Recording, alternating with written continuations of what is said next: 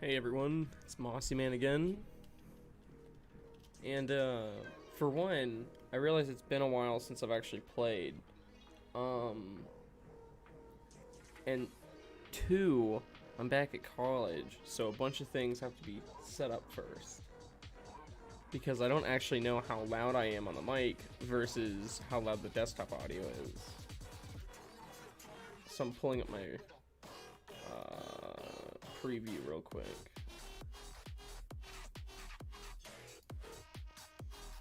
This is also like super early for when I normally stream, and I realize that.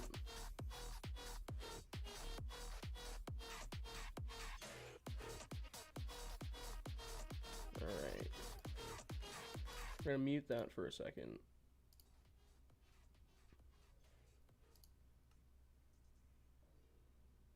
Because I'm watching my preview of the first couple seconds of the stream so I can figure out how loud I am. And for one, I realize it's been a while since I've actually played. And two, I'm back at college, so a bunch of things have to be set up first. That's not horrible. Because I don't actually know how loud I am on the mic versus... That should be fine, honestly.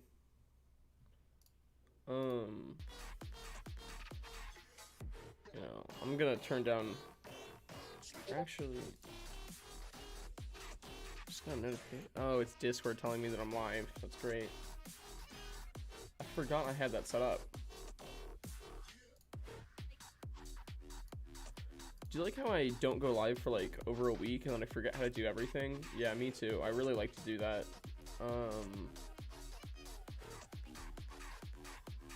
we go. Let's move that over. Put that right here. Okie dokie. Now we can actually play. Also, I got a stream deck, so if the transitions seem a little weird now, it's because I'm getting used to, you know, using a stream deck. So I actually made a couple of new scenes, including this one, where, I mean, I made a joke that it's a woman scene, because I don't know if you've ever seen that meme where it's like guys streaming versus girls streaming. I know, I'm up early because I actually went to sleep. It was amazing. Like, I don't understand how it works. Like, you go to, like, there have been times when I go to sleep, like, really early, and then I wake up, like, you know, 14 hours later. I'm like, how did that happen? And then there's other times when I fall asleep, and I'm sleeping for, like, 20 minutes, and all of a sudden I'm awake, and I'm ready for the rest of the day. But last night was awesome. I basically gave myself, like, an actual cutoff time at, like, midnight. So I passed out probably at, like, 12:30, 12:40 or something like that. And I woke up to my alarm at 8 a.m. And it wasn't even like my actual alarm clock because I haven't even plugged that back in because I'm still... There's so much crap around my room, you would not understand. Like, I haven't set anything up, including my alarm clock. So the only reason why I actually woke up today was because my Demon Slayer alarm clock. Because I bought the Demon Slayer opening song so I could make it my ringtone, as well as my alarm clock. So now I wake up to the Demon Slayer theme song. And then my backup alarm is the Attack on Titan theme song. Or the openings for both of them. But yeah, I woke up this morning to that and I was so proud of myself because I was like, I actually woke up.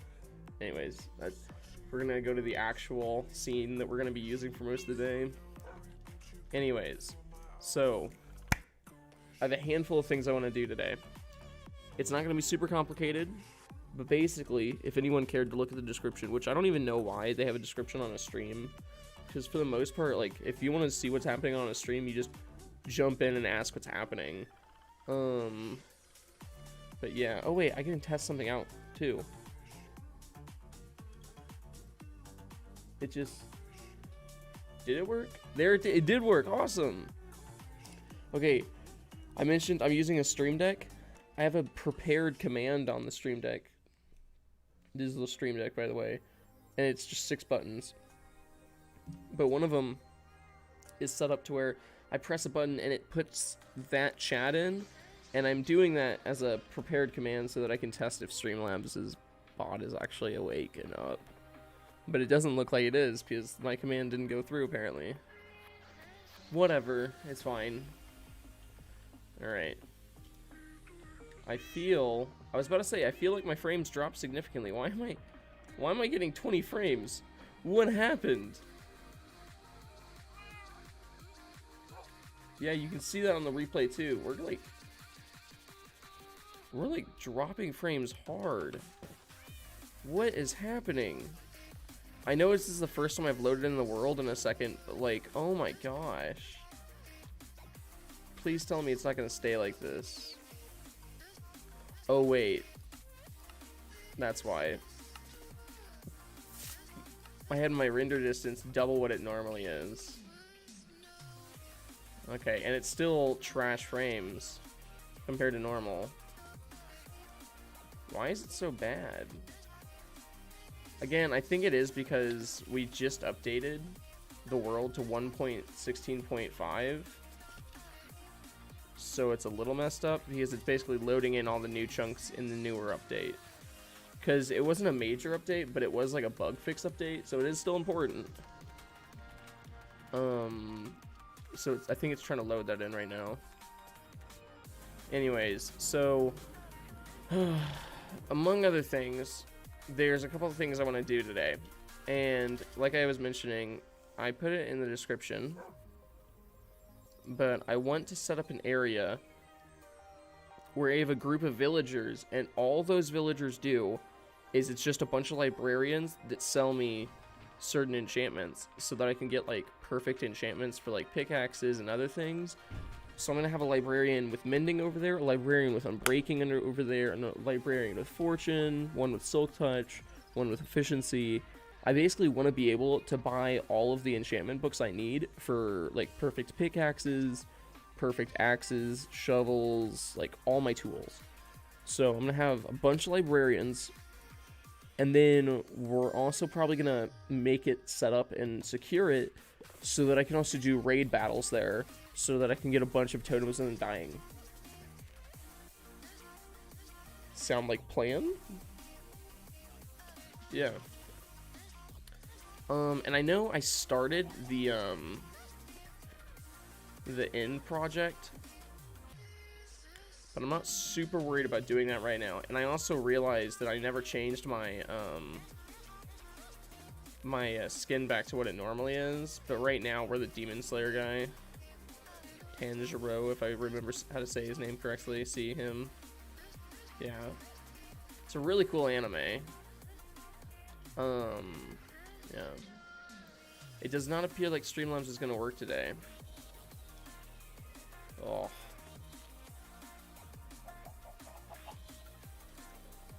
Yeah, also I planned on having a really productive day today because I was like, oh, just moved in, got to get all my shit together.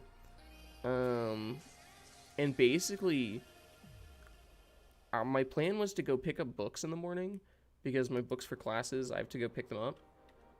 And I was supposed to be able to do that, but literally the same day that I moved in, the library was closed, so I couldn't even do it. And I was like, that's fine, because I knew that in advance because I got emailed a couple days before, like, I moved in, basically saying that the library is going to be closed the first day I'm there. And I wasn't super worried about that. I was like, I'll just pick it up the next day. Issue is the library doesn't open today until 3 p.m. So I can't even pick up my books for another 5 hours or so. Or 4 now. And along with that, I also was trying to figure out when the diner opened for breakfast. And I don't think it opens until like another 20 minutes from now. Or possibly even longer. Because like today's Sunday, obviously. Our Sunday schedule is really weird. Like, because everything is like kind of taking a backseat to the fact that no one's going to be on campus. And admittedly, you know, on days like today, there's very few people normally on campus, but I think they have to remember that like most of their population on campus just moved in. So it's not like people are going to be out partying on the weekend or, you know, doing anything else. Yeah. But you kind of already know the plan for today. We're going to basically be setting up a new villager area specifically for raiding and basically getting perfect enchantments. So, what that basically means is we're going to find a good location.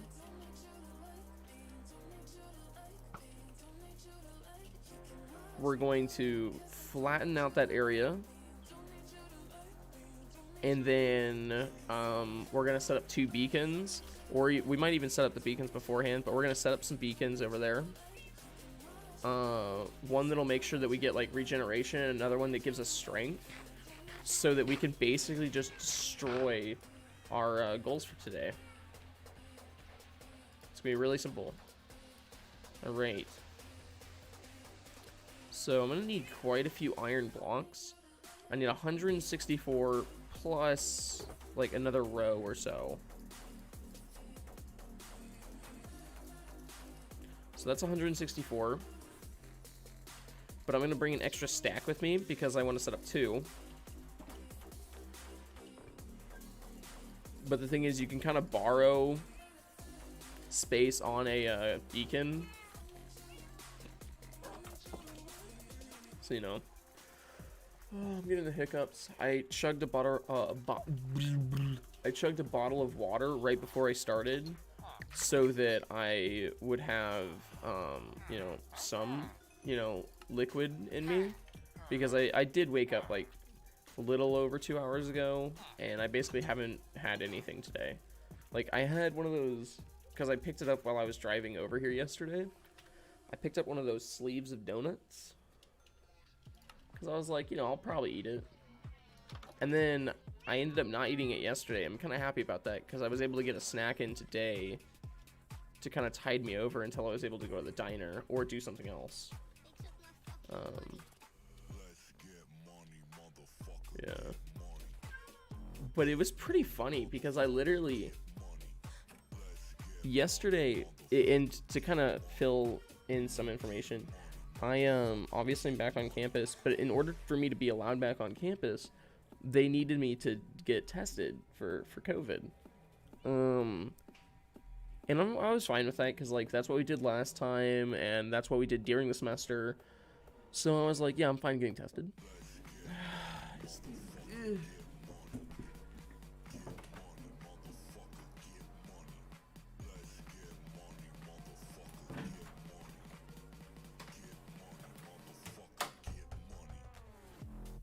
Guess I was just hearing things. That's a little weird. Anyways, but basically, I had to get tested if I wanted to be back on campus.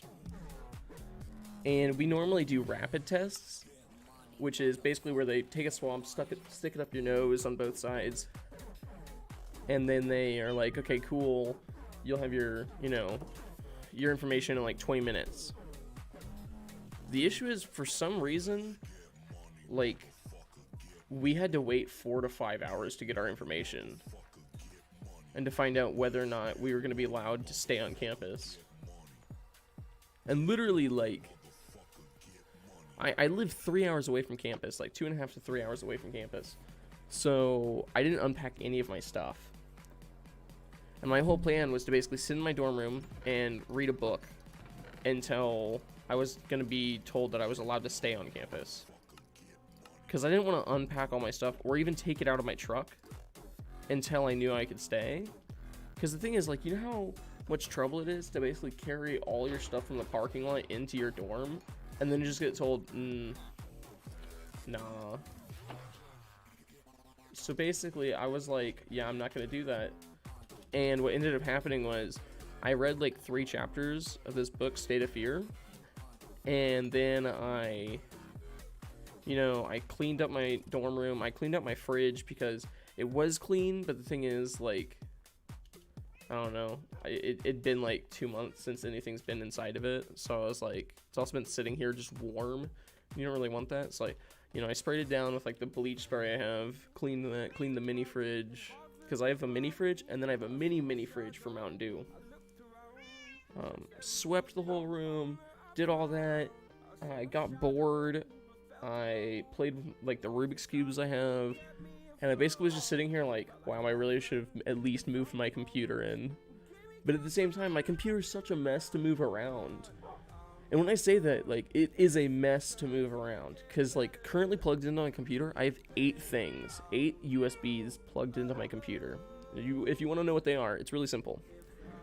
You have my microphone, which is this thing. You have my webcam. My mouse pad, and yes, I did say my mouse pad because it lights up. My keyboard, my mouse itself.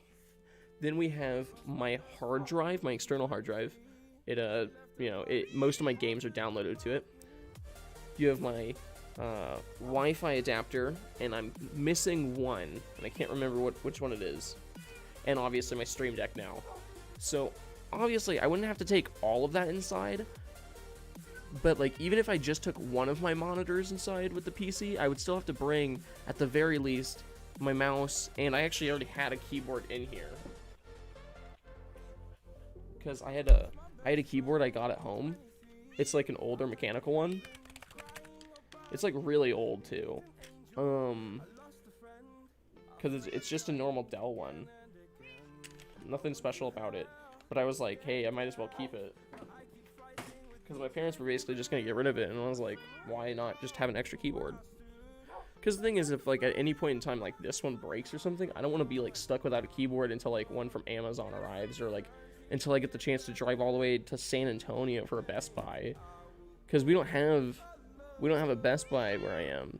The closest thing we like have that I could probably get a keyboard is like Walmart, and I'm not going to go to Walmart for a keyboard, even though I probably could. Anyways, that's enough time wasted.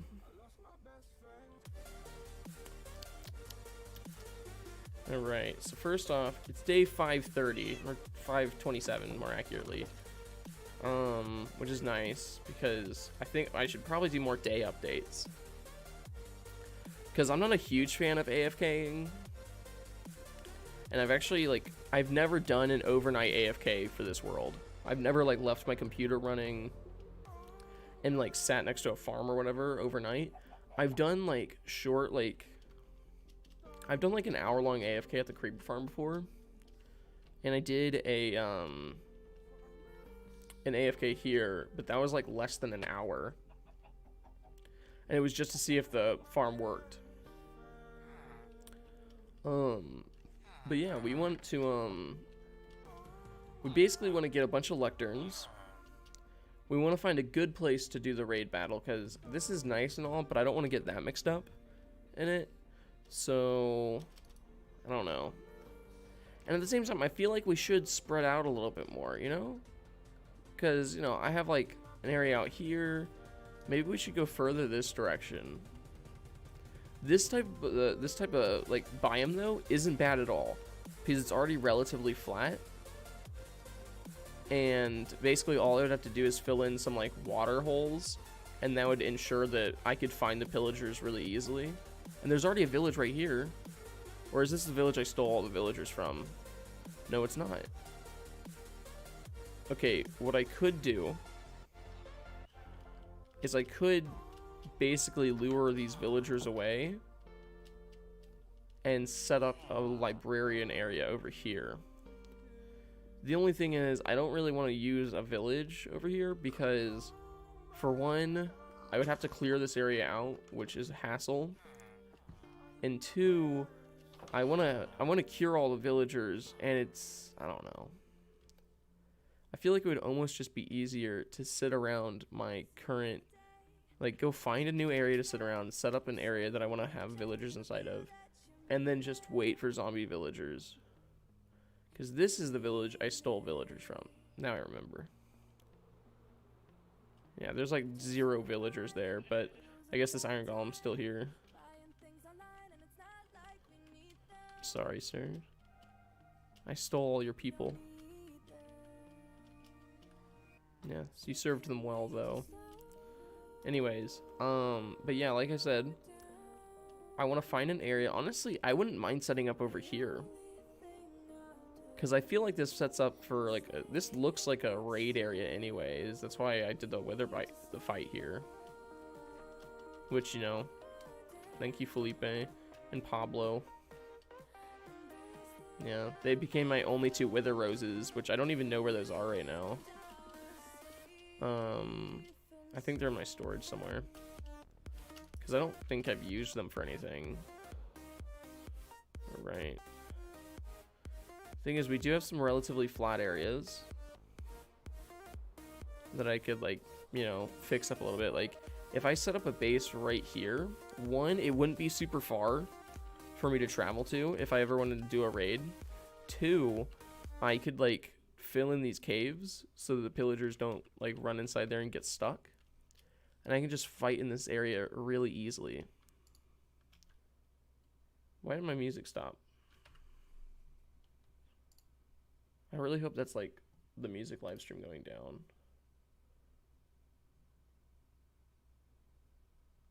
Huh?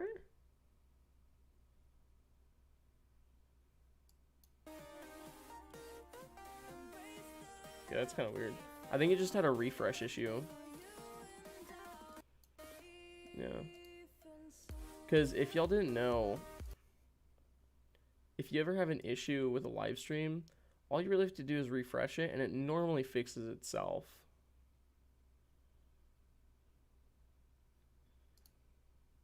Hi, I'm Jenny. Or just gives you an ad. And yee, skip ad. Alright, yeah, like I mentioned, if you ever have issues with a live stream, normally just refresh it and it goes away. Which makes it super easy to kind of like watch. Because you really don't worry about anything that way. Anyways, we are going to set up here, I guess. It honestly looks nice. Like, it's a nice area to be in. Anyways, I'm just going to set up a beacon real quick, because that'll make everything easier. 6, 7, 8, 9, 4, 5, 6. Alright. 4, 4, 9. Honestly, we don't really need a beacon, because most of what we're going to be clearing is like stuff like dirt and grass. So it's not like this is super necessary. I feel like this is not a non-copyright song. I feel like I'm gonna get copyrighted for this.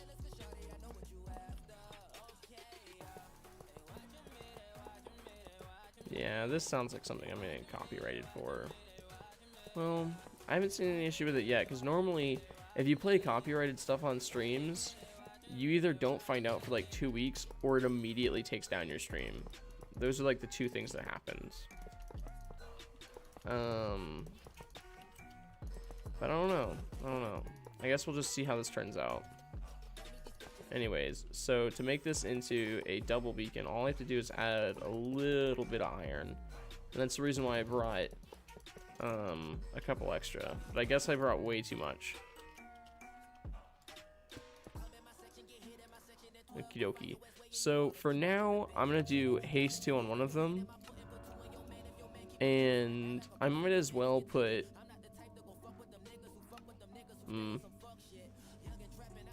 so for the actual raids, what I think I'm gonna do is I'm gonna have a beacon that gives me resistance 2, and another beacon that gives me strength and regeneration. So I might as well, I'm gonna go ahead and set up the resistance 2, and that'll basically make it to where I can't really take damage.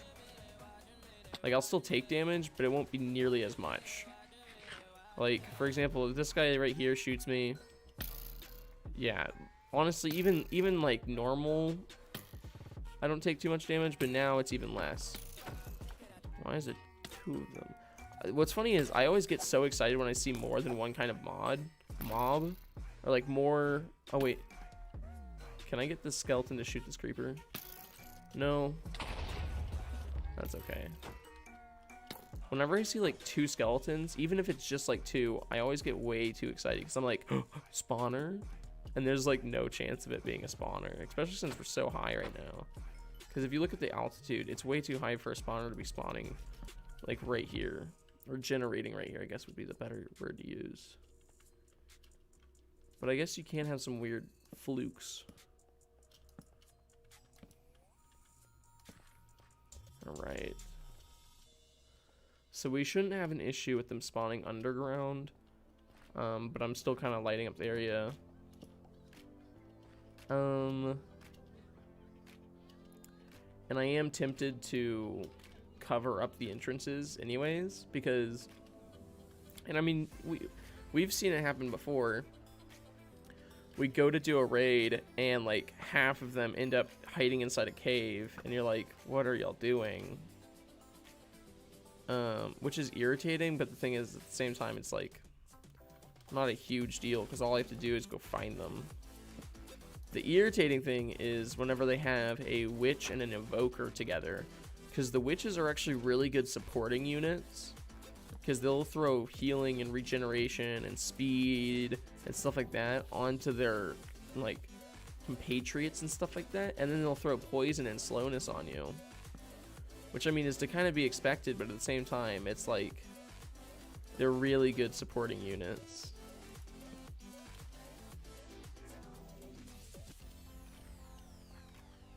They are definitely good at getting in the way. And because of that, if you have an evoker and a witch together, one, evokers are kind of hard to get close to because the fact that they have vexes, and they also use their fang attack.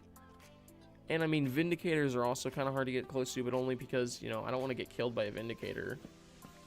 Yeah. Anyways. Honestly, I don't want to do too much to this area because, like I said, it's actually pretty good by itself. I am gonna do that just so that they don't get like super deep into a cave. I'm bad at the game. Lol. Yeah, it'd be like that. It'd be like that. But I am the one in netherite armor with 2 beacons right here. Nathaniel, you'll actually like today's stream. We're setting up a new area for villagers over here because I want to have an area where you can go to with a handful of emeralds and I can just get enchantment books for basically all of my gear. So I want to get like a villager that'll give me Unbreaking 3, one that'll give me Mending, one that'll give me like Efficiency, Fortune, Silk Touch, all that stuff. Like I want to have separate villagers for all of those enchantment books so that literally I can just come over to an area and just do that. And I'm also setting it up further away so that I can use it as a raid area. So I can just fight a bunch of raids in the area without really having any worry of them getting killed. Is that a ravine down there? No, it's just a cave. Okay. Anyways, yeah. So for one, I'm gonna go grab some resources so we can build like a little area to actually house the villagers. And then I'm gonna go and probably wait over there and just hope for zombie villagers to spawn, because I don't want to lure villagers over there because it just takes way too long. And yeah, also hello as well. Yeah.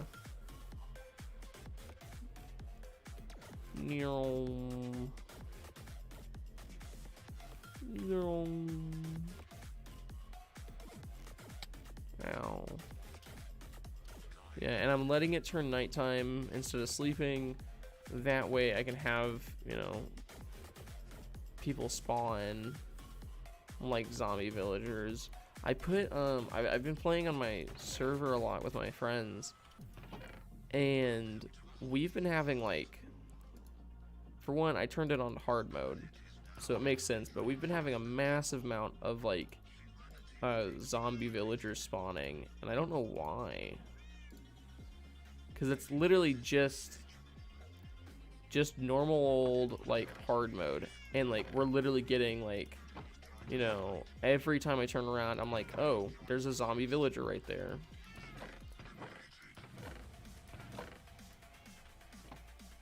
Yeah. Anyways, I gotta clear some of this out of my inventory. So I can actually move stuff around. And like I said, brought way too many iron blocks with me to set up a double beacon. I just couldn't think of a number off the top of my head to bring. Anyways, we also kind of want to grab some more oak wood. What's in here? That's right, end stone stuff, because we're still doing an end project that I'm blatantly ignoring right now. The only reason why I'm ignoring the end right now is basically because I don't want to work on it. That's really it. And it's not any bad reason, it's just because I kind of know where I want to go with it, but I'm not quite sure right now. So this is my way of just, one, avoiding work, and two, working on something that I'm interested in right now. Because I'm still interested in the end projects, but I think it'd be really cool if we could get this set up. Because once we do, it'll be pretty cool. And oh, we're like out of rockets. I'm gonna go check the creeper farm real quick after I kill this creeper. Hello. Thank you for your gunpowder. Just let him burn.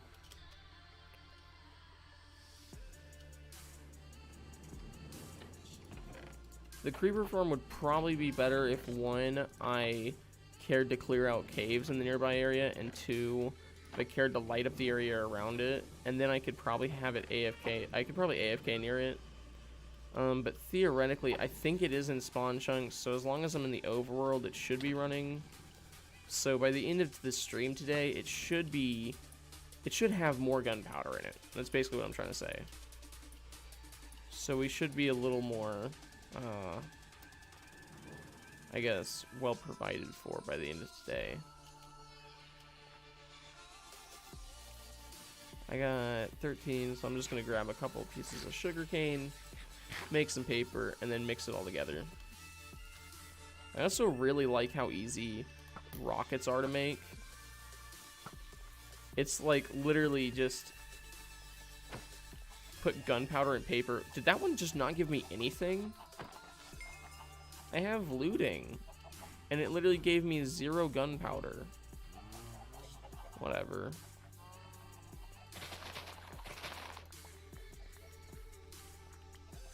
And you do have to be careful, like, even though I'm in netherite armor, in a pretty well lit up area, I still need to be careful, because one, I'm wearing my elytra, so if anything sneaks up on me, like, for example, a creeper, it could, like, be in, like, a run ender. Anyways, let's get moving. That's part of the reason why I'm carrying the totem of undying. It's because, yeah, I could theoretically survive a creeper blast if I'm careful, but on the off chance that I'm just not paying attention or something like that, I'd prefer to have something that'll, like, literally just save me. Okie dokie. So I see one zombie. And the other nice thing is, once I get one zombie... Oh, there's one up there. Wait a second. I don't have an apple. Oh my... I'm so dumb. I have a weakness potion with no apple, though. So the thing is, I'm pretty sure if I get him in a boat, he should still stay. Because I've stuck mobs inside boats before, and they just end up sitting there forever. So what I'm going to do is, I'm going to put a boat over here. I'm going to go collect my little zombie villager. Oh wait, I have a golden apple on me. Never mind, I'm dumb. I forget that I keep golden apples with me. I'm still going to be using the boat on him, just so I can kind of keep him in place while I'm healing him. It's also good that he's not a nitwit. I'm fine with having a nitwit to start with, because I can at the very least breed them together then. But this also makes it a little bit easier. Also, I'm going to move the boat. I guess this is a better way to do it. Because I'm going to be building the villager area right around here. So I kind of want him here as well. There you go. Anyways, I'm going to go ahead and start building it. I'm going to keep this area well lit now. Because I don't want a village. I don't want a zombie spawning and immediately killing the only villager I have. Because that would be a little irritating.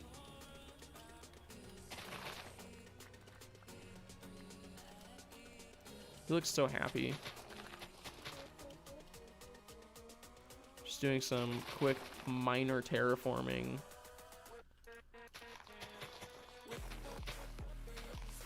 Anyways, it doesn't need to be super big.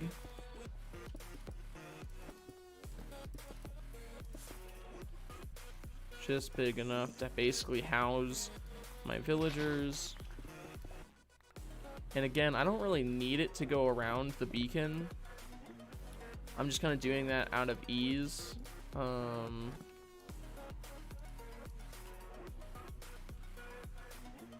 Alright.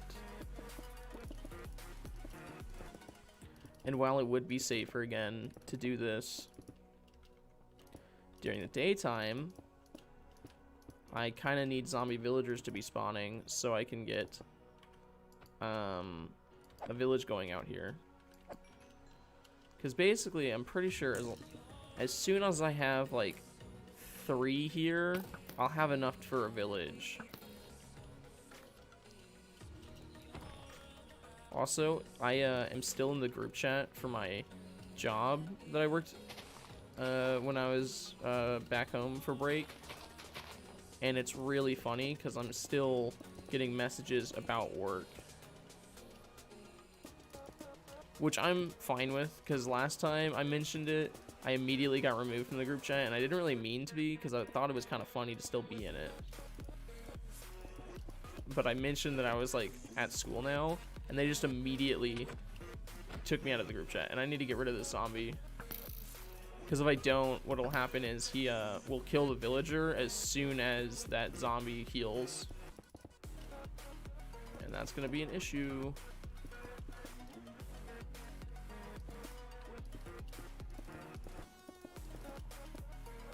Can you get out of the way? Oh my gosh. The nice thing is, as I mentioned, once you have a villager, zombies actually spawn more often in your area. And it's getting daytime, so I'm going to go ahead and build a little roof for this dude.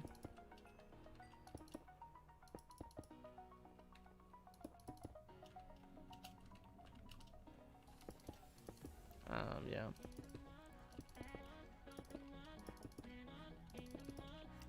What I'm probably going to do is, once I get this to the height I want it at... Oh, there he goes. That's the villager. Once I get this to the height I want it, and there's... Okay. The thing is, I would be angry, but at the same time, I actually didn't think about something. I don't really know of a pillager outpost nearby. But again, the irritating thing is, I can't actually do this right now. I need y'all to kill him. I can hit him once, but I really don't want to kill him. Because I don't think that one villager counts as a village, so I wouldn't have to worry about it, but just in case. Also, why does it feel like my resistance is doing trash against this? I was about to say, am I not wearing a piece of armor or something? We're going to slowly decorate the outside walls of our living area with banners. Anyways. So I guess since he is the first one, I'll make him also the most important one. You know, give him mending. The nice thing is, and this is something I've always kind of like never really paid attention to because I don't want to do it, but I technically could like heal them multiple times, and once you heal them more than like twice, you basically get perfect trades. So what I could do is get him to be a mending villager and then heal him again if the trade isn't perfect. Because the thing is, you can have a villager set up where you give them 1 emerald and they're like, oh, here's a mending book. You can't have that as a setup. And preferably, that's kind of what I want with most of them. Again, I can get emeralds pretty easy, so I don't really need it to be like that. But it would be a lot simpler for me if it was. Anyways, for one, let's move that. 2, I guess we should...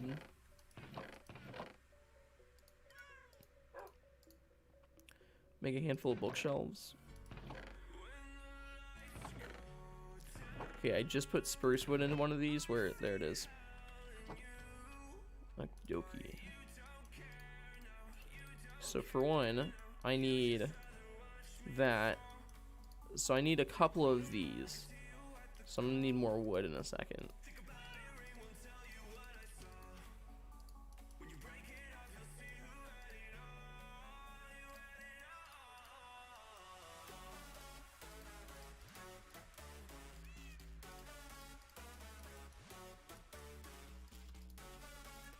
There we go. For now, honestly, 3 would be fine, but I would prefer to have some more to start with. Because like I mentioned, we basically are gonna have like a whole community of librarians. Because that's what's gonna be mostly useful to us. And the reason why I picked up the block of gold is because I was gonna turn into ingots and then make some more golden apples, but I forgot I already had some. Alright, so guess I can just go ahead and go over there. I'm probably gonna do, like, you see how it's kind of set up over there? I'm probably gonna do something like that. It's just gonna be a really basic build, because honestly, I'm not super worried about the design of the thing, because I am basically just doing this so I can get a bunch of totems of undying.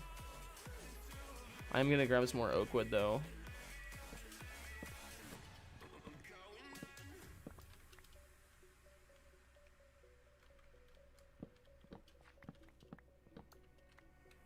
And this is one of the advantages to having an elytra. I can technically dive underneath those leaves, so I don't have to break them. So there's like, once you get an elytra, there's so many more like things you can do just slightly more efficient than you could beforehand, and it's kind of funny. Because you wouldn't think it's a big difference, but like it kind of is. Alright. Yeah. I mean, it's probably not going to be enough, but I don't want to spend too much time farming up wood.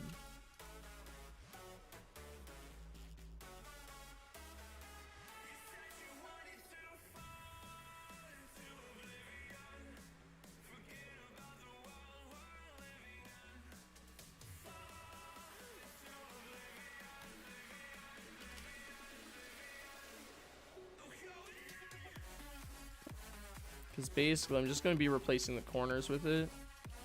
And then we're good.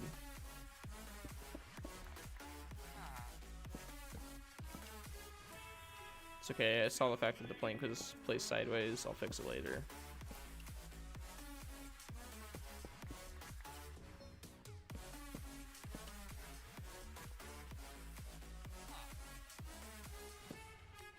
Alright. Now, let's take advantage of our hitboxes so we make sure not to hit them.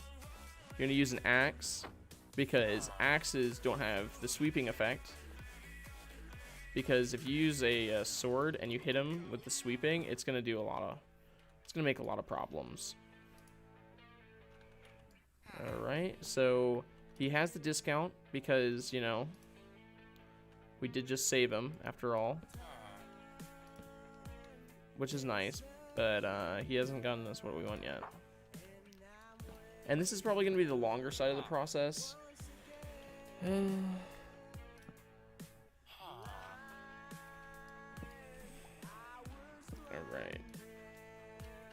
I'm going to actually take a bathroom break. I'll be back in a second.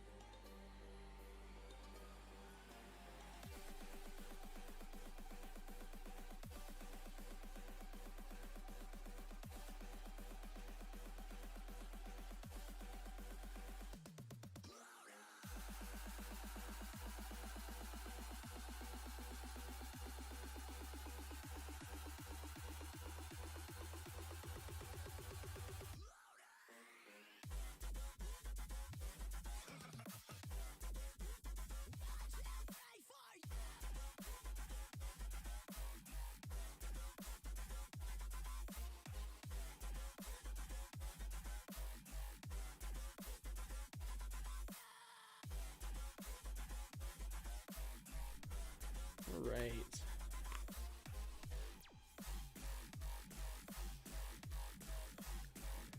And this one? Nope. Nope. This one. There we go. You know what I need to do? I need to make a scene that's like, we'll be right back. Because, you know, like, people have that all the time. Or they have, like, one of those scenes where it's like they have like good night scenes or whatever, where they're like getting ready to get off, and it's basically them wrapping up the stream. Why don't I have that? I don't think it'd be hard to make. Like, I could probably make one during stream. Honestly, I've really liked the idea of having streams where I just, like, am working on my Streamlabs. Where are you going?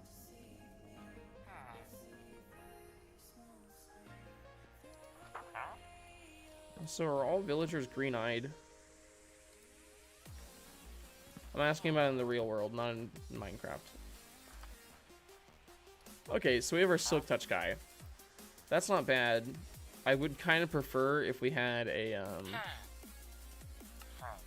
like a mending guy, but to have a Silk Touch guy isn't a bad thing. I forgot my axe is Silk Touch. I was gonna break it so I could do that. Honestly, I probably shouldn't have though, because I probably could have just turned it into a bookshelf. Anyways, let's keep building this up. Because I want to make it tall enough to where I can pretty comfortably sit on top of it without worrying about Ravagers, stuff like that. Also, it's technically not going to become a village until I add doors or anything like that. So I'm going to be basically setting up rooms inside with doors, because I don't want there to be any way for them to get inside. Because the thing is, you have to remember, pillagers and vindicators and evokers, they can open doors. They can just walk right through them.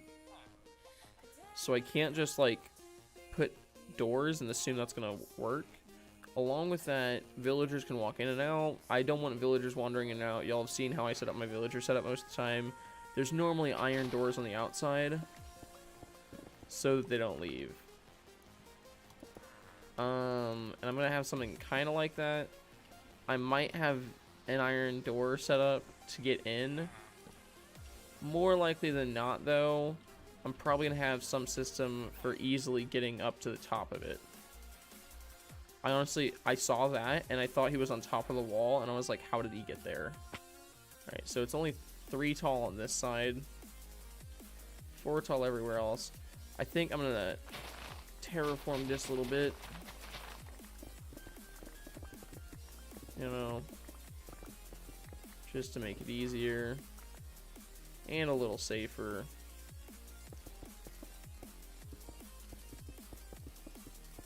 And this is basically me just getting rid of excess materials. Honestly, I should just cover up this coal over here, since I can kind of fill it in now.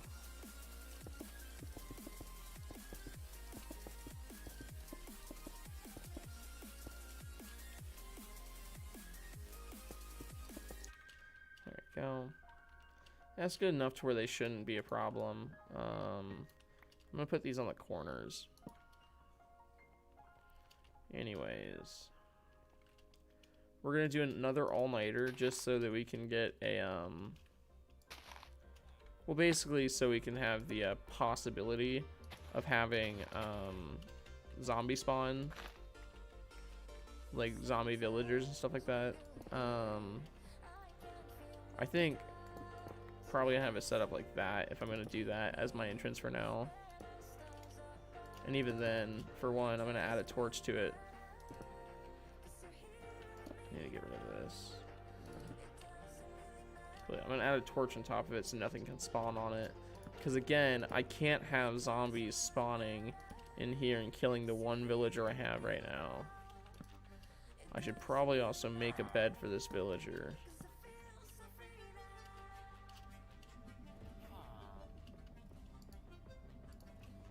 I think I'm gonna go do that real quick. I mean, there's a village right here. I can just take the bed out of one of them. I'm sure there's at least one bed in here. Yeah. I'll just do that real quick. Steal the beds. And like y'all know, I'm planning on have a kind of having a large villager center. So I can't really carry many beds right now because my inventory is kind of full. Important thing, make sure to stay well fed when you're in hardcore, because the less food you have in you, the harder it is for your hearts to regenerate and, you know, save you from doing the dead.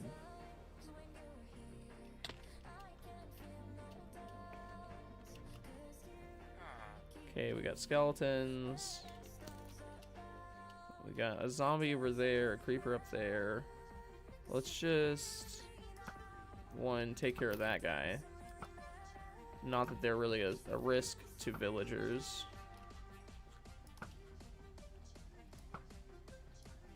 But, you know, if I kill a bunch of mobs in the area, more zombies will spawn, you know?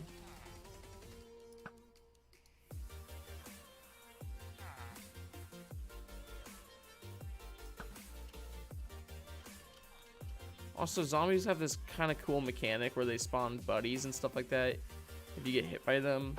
And they also do this thing where they do these village raids. That's the reason why sometimes you'll see people like with next to their villager center have like 80 zombies attacking them.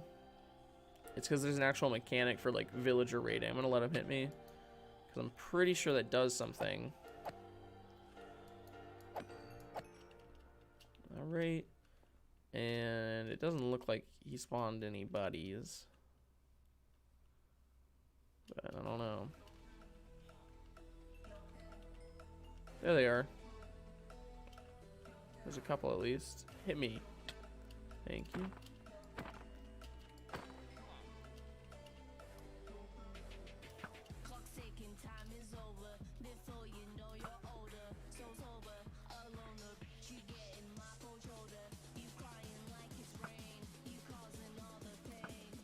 There we go. Hey. Spap that. It's not nice. I'm gonna lure him around because I really want... I guess if I make this more like a village and give him a bed, I'm more likely to have, I think, things spawn. And I'm trying to figure out how I want to set this up. And don't worry, I know I destroyed the lectern, but the thing is it won't like get rid of his trades because he's already set those trades up. Where did that zombie go? There he is. Zombie over there. I don't see any more zombie villagers though. Hey Jonas, good to see you, bro.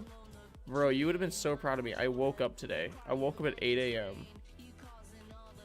I did still need an alarm to wake up, but the thing is, like, I heard it and I was like, oh, I guess I'm awake now. And there wasn't even like a, oh, I have to be awake. Like, it was legitimately like, you know, I feel like I've slept quite a bit. I can probably just, you know, start my day like this. It was awesome. This man's vibing out to the music. Look at that. Oh, now he's not.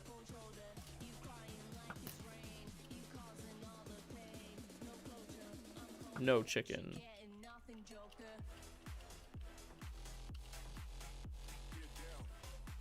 Give me a zombie villager again. I need more zombies.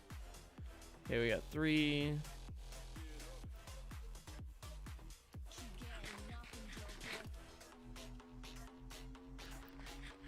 There he is. There's one. Do you see that, everyone? Our salvation. Okay, we need to kill these guys. Now that we have 2 villagers, we can actually start them breeding as well. Alright. Among other things, we need to trap this guy. Come here, idiot.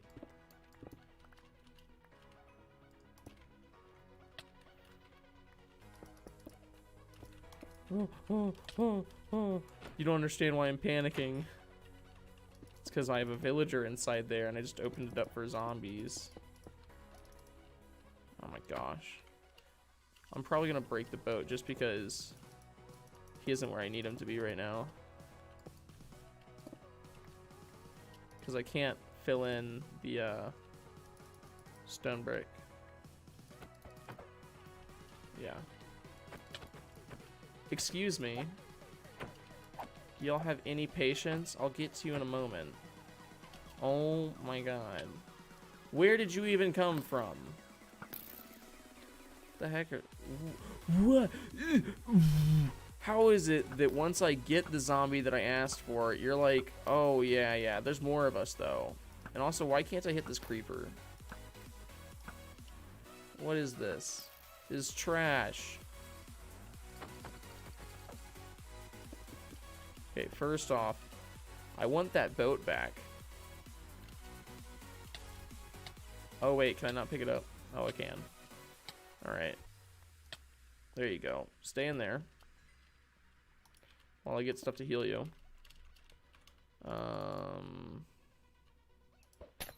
Okay. There's your potion and your golden apple. You'll heal up soon enough, then you'll feel better. And then I can introduce you to the other villager. You'll get along really great. The reason why I'm doing that is so that he doesn't burn in the daylight once it does turn day. And also, if he does turn a villager, I don't want other things getting to him.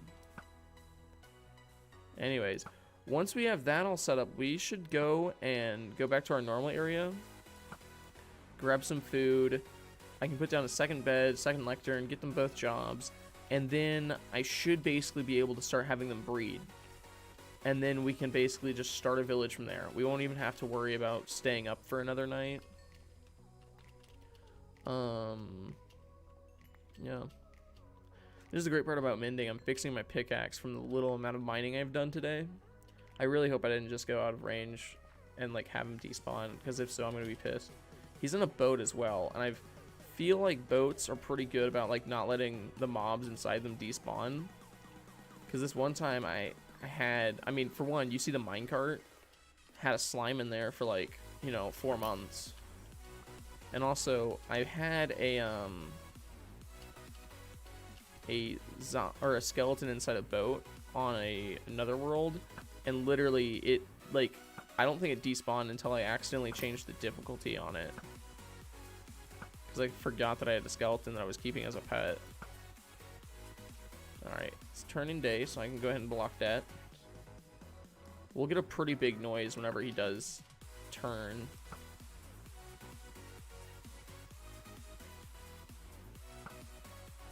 There we go.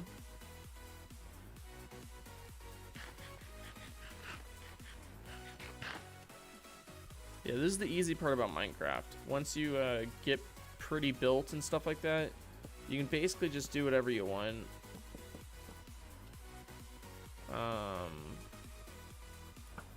Because who's gonna stop you?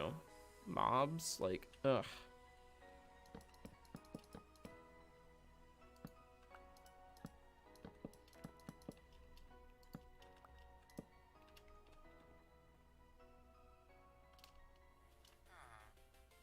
I was about to say. Alright, are you done yet, bro? No? Okay. I'll just, you know, take your time, I guess. Jerk.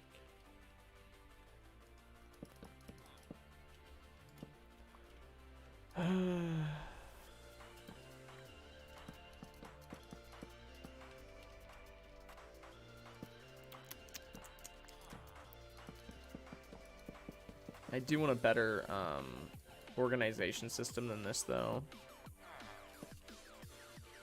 Because, you know, like, for one, if I put beds here and stuff like that, it's going to be a lot harder for them to get to their job blocks, and that's going to be an issue. Can't have that. Did they turn? Is that why you're looking over here? No, that's still a zombie, bro. Don't mess with that one. I'll mess you up. Sup, bro? Anyways, I think I'm gonna destroy this stuff. Okay, we got another one spawned in. Okay, I think I'm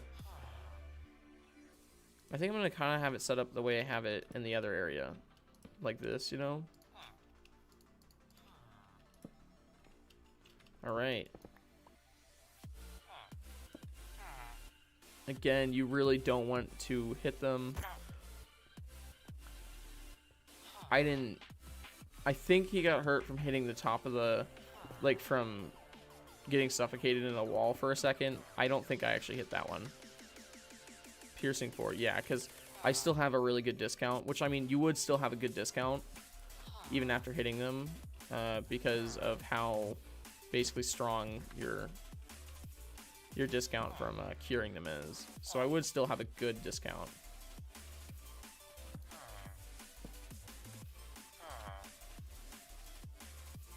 Efficiency 5, but it's a trash trade, but I can get that guy infected again. So I'm actually gonna take that.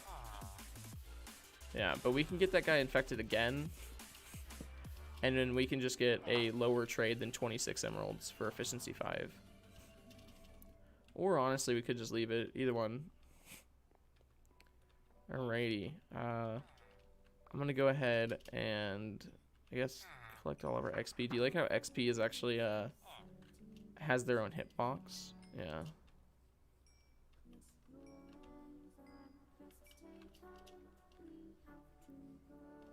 I also like how other items, look how small their hitbox is, and then how big the decal of it is. Then how big XP hitboxes are. Alrighty. Also, I saw the hitbox of one of the villagers for a split second. So, yeah. I think there's a small way for them to kind of glitch the wall a bit. Alright. And also, what's that other guy's trade? I have efficiency 5, and what is this guy again? Silk Touch, that's right. Silk Touch is important, so I'm not gonna just change him or anything like that. Not that I can now. But yeah, I do still have a reasoning for having him. I'm gonna go ahead and light up the edge of the wall real quick.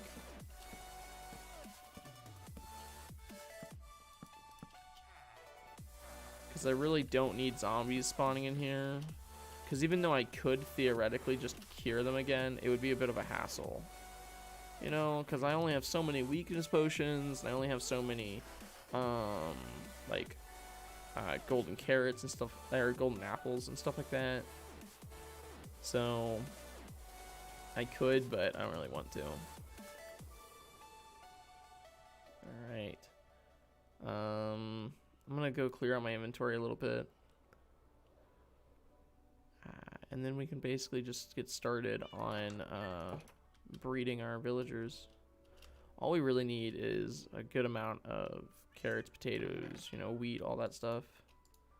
I'm probably gonna keep maybe this much on us so we can put an actual roof on there.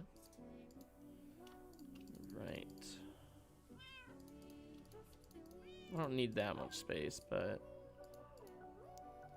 this should be fine. I'm gonna go ahead and turn some more gold. I'm gonna make some more golden apples. Because I'll need them. Just to kind of be straightforward.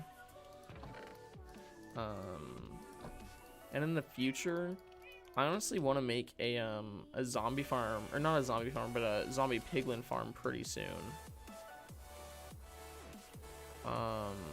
Yeah. Anyways, we're just gonna harvest all of this, plant it back, and then we're basically just gonna go throw wheat at them. They'll, you know, turn the wheat into bread, feed it to each other, all that good stuff.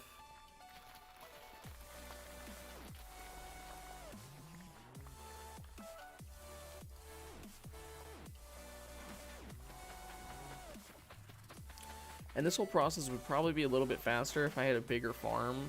That is one of the reasons why one of our plans for the future is to build a massive greenhouse like I've shown on stream before, because the one I have on the little server with my friends, that one's a good size that we can easily replicate and, you know, make in this world.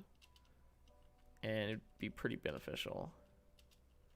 I have the space for it, so I might as well grab the beets as well.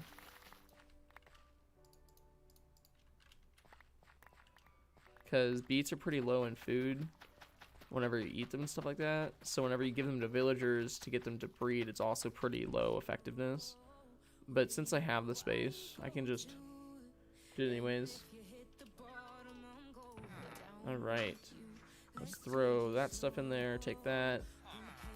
Take that. I think I have some stored up. Basically, we're just trying to give them as much food as possible and make sure there's enough beds, because if you do that, then they're like, oh, you know, fill the beds. But honestly, I don't actually have that much extra food sitting around. Yeah, well, whatever. And while I'm over there, or going in this direction, I'm gonna go to the village past here, grab some more beds, and then just jump over to the villager area. Yeah, there's a bee. No bed, no bed. I remember I stole a bunch of their beds because I was trying to make them like pathfind further towards the farm. So honestly, I don't know how many of these actually have beds in them anymore because I stole a bunch of them.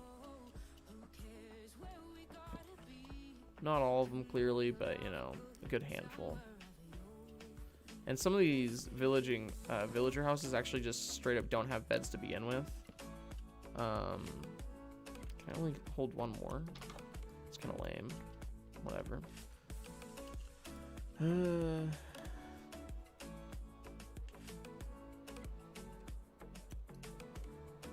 But yeah, we should have a nice little village going in a second. We also need to add like basically an area for doors to be, because it doesn't work like it used to, where it was like dependent on doors, but doors are still playing an important role. There we go. I think theoretically I could give them golden carrots, but that's kind of wasteful because I think it would work. But again, you know, I don't need, you know, them to breed right now that much, so I'm not gonna waste golden carrots on it. Oh look, and it worked anyways. Ah.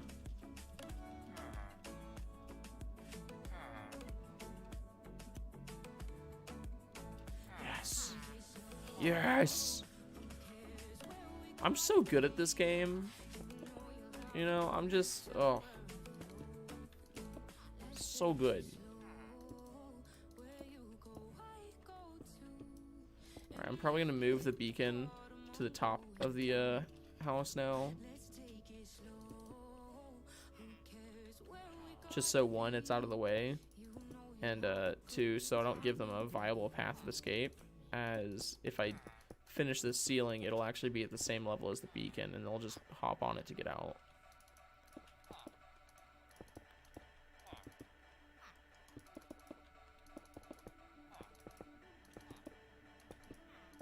Like this right here, they could actually get on, so I need to get rid of that, or else they'll escape while I'm building them a roof. It's really already that late? I was about to say, like, what the heck?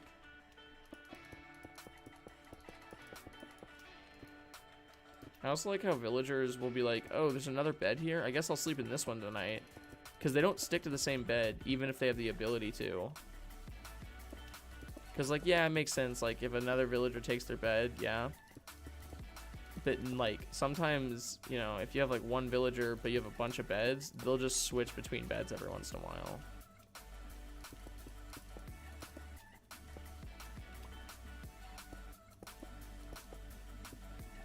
Legit be like new bed gang. Alright, and I actually don't need to stay up the night now because we already have our villagers, so I don't need to worry about getting more zombie villagers to spawn. And I'm lighting this up because the beacon's really the only thing that's lit up right now, because I have torches on the beacon, but once I get rid of that, then we'll basically lose all of our lighting in here, and that's gonna be an issue. Alright. I'm gonna go ahead and get rid of our beacons. Or actually, I'm just gonna start mining away the beacon. Yeah, I just lost its power, so I only have a couple more seconds. Of haste, that is.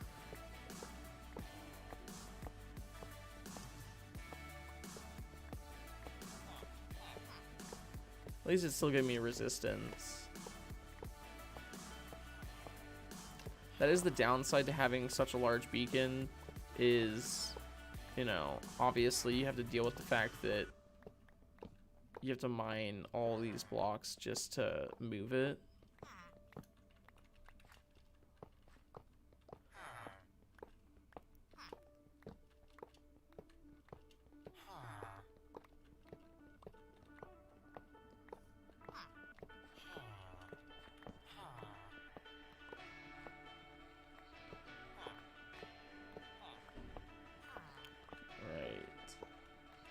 My gosh. What's funny is I keep thinking like, oh, it's probably really late now, because I'm so used to being like awake for such a short period of time, during normal hours that is, that every time I think about like time, I look down at the clock, I see 11:54, and instead of assuming it's AM, I just assume it's PM.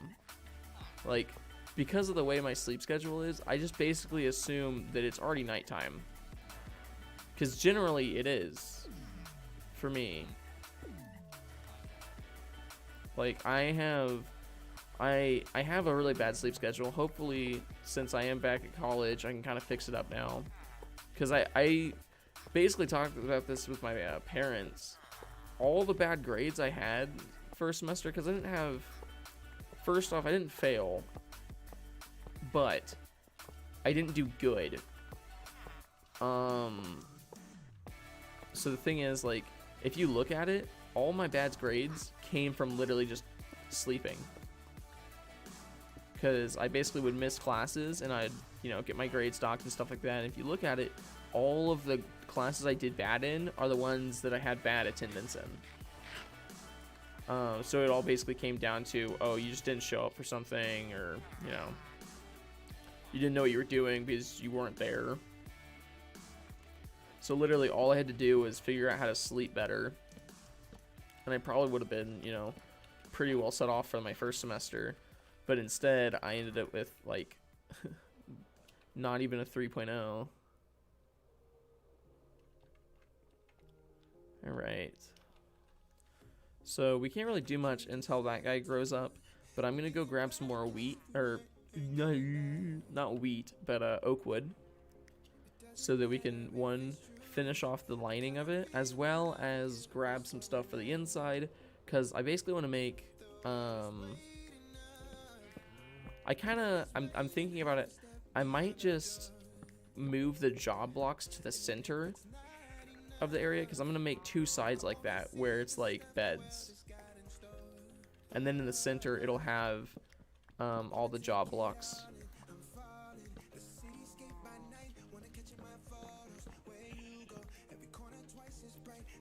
Also, what's nice is, because I basically plan on that being the area where I do raids, I can, I honestly don't have to worry about, like, curing them multiple times and stuff like that.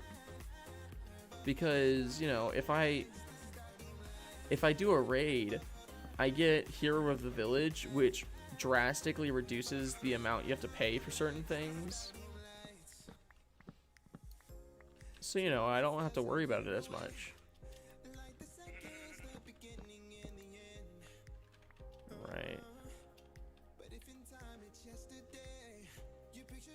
Apples. We need to make sure to collect apples as well, because we are going to start running low on golden apples if I keep curing things without, you know, going and farming for gold or whatever. Or apples, you know. Two things that I apparently will run out of very quickly.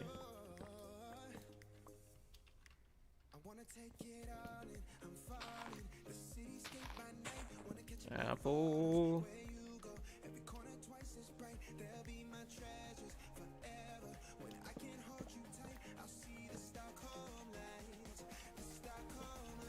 There we go. Also, it's kind of sad. It's not really noticeable because it's not like I ever used it the way that I guess some people use it. But if y'all remember, I had a light that I could change with my phone, and I could change like what color it was giving off, how bright it was, all that stuff. The issue is it's only compatible with a certain type of Wi-Fi. It's only compatible with like 2.4 gigahertz Wi-Fi. The Wi-Fi at my university is a 5 gigahertz. So my light isn't compatible. The nice thing though is because it's not compatible with any Wi-Fi here, it basically is just acting like a normal lamp.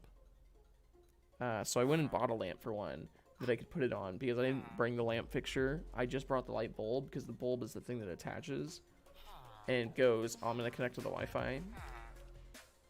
So, yeah. Anyways, I'm going to go ahead and set up the beacon up here. How wide is this? 1, 2, 3, 4, 5, 6, 7, 8, 9, 10, 11, 12. So it's going to be uneven, but it's not a big deal. Should be like that, and that would be 9.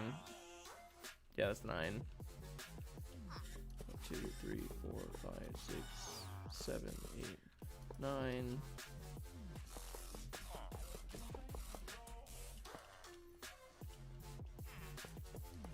And whenever I run back to my house in a second, I can just grab some more stone brick to complete the roof, and then we're all good.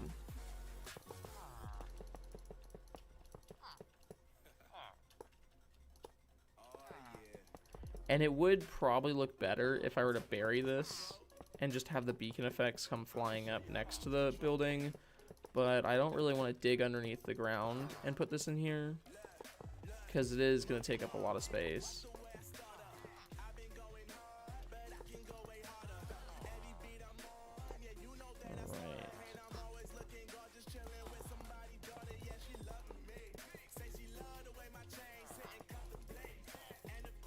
Alright, that's one beacon, and then we're just going to add it on this side so it's a little bit more evenly lined up on this side.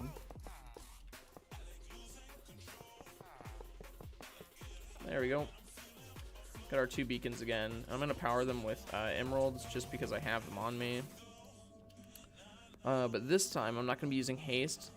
I'm going to be putting resistance 2 on one of them. And I'm going to be putting strength and regeneration. So that way I'm 1, less likely to die, and 2, it's going to be a little bit easier for me to kill them.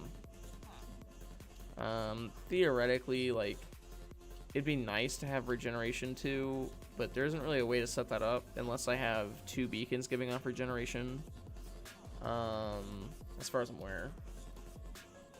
But honestly, this should be good enough. In the future, I really like the idea of having enough beacons to basically have all the effects. But yeah, I'm gonna run back to my... Wait, did I finish this side yet? I didn't.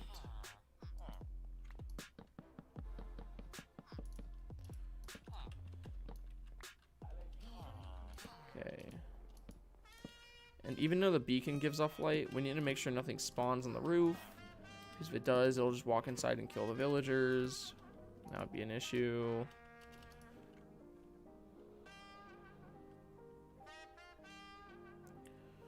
Alright. Yum.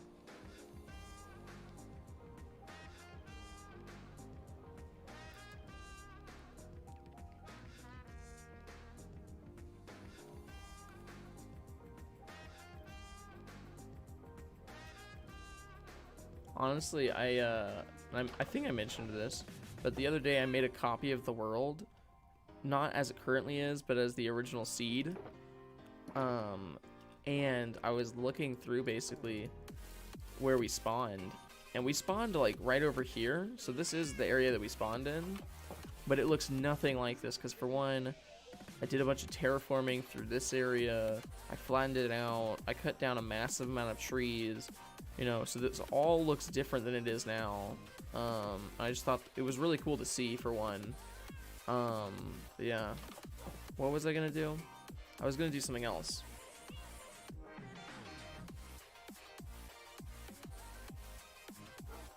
What was I gonna do?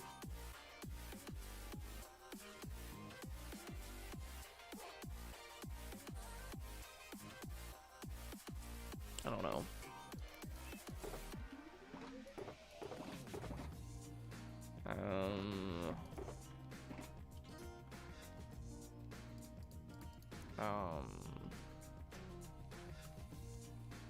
I said I was gonna grab stone brick. I said I was gonna grab stone brick. That's what it was.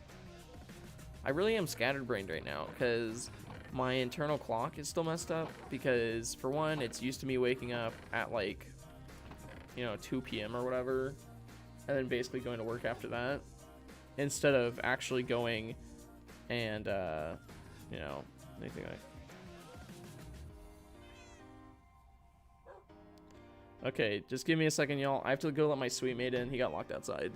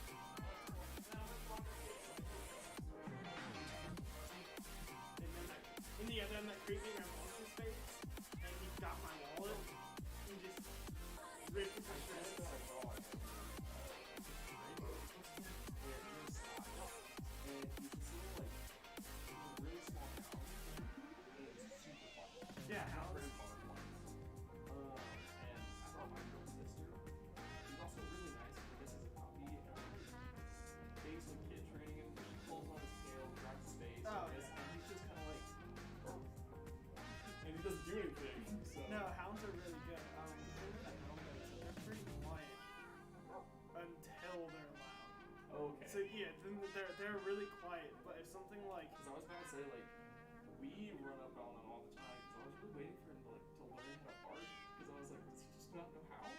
No, they only get loud if, like... A lot of people moved out. Like, I know Kaya moved out. Yeah, because I know, because Colby, he walked me in my door earlier whenever I was first getting checked in, and he was like, yeah, I live above you now, and I was like, I'm Nick Kaya. And he was like, what? And I was like, I heard she moved doors. Like, I knew, what's her face? Jay moved to the apartments. Well, she got an apartment because she lives here. Yeah. So, yeah. Yeah, I don't know. I honestly, like, I understand why people move to others and stuff like that, because there are better options like this. But I think I just get connected to places too easily. I had all my shit. Because I'm not gonna move. Yeah, for one, I had stuff in here, and two, I already got, like, basically comfortable living control. Yeah. I got used to doing stupid things like sitting on my door, or sitting on my windowsill and just looking at here. So I think I just have to come over here to go. Well, I like the small door. Like, I think it's for these or something. It's like, it has that smell, right? Like not dirty, just old. Yeah. And that's like, because I go up into my room and I'm like, this isn't bad, but it smells off. Yeah. It doesn't. It's just like, an old. It's like, it looks like something, it smells like, yeah, it's probably what it is. Yeah, it was,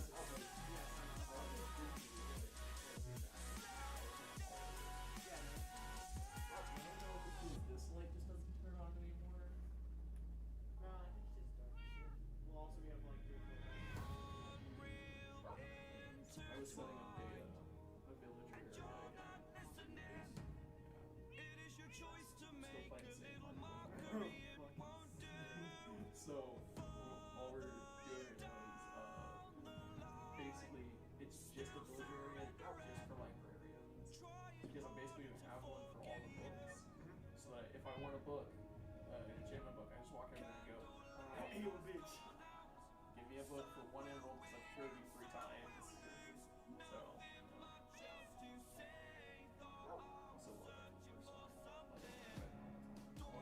Yeah, I heard you this morning. And I was like, what the fuck? I was so happy because I had a horrible definitely like over break. I basically was waking up just to go to work. So I was waking up at like 2 p.m.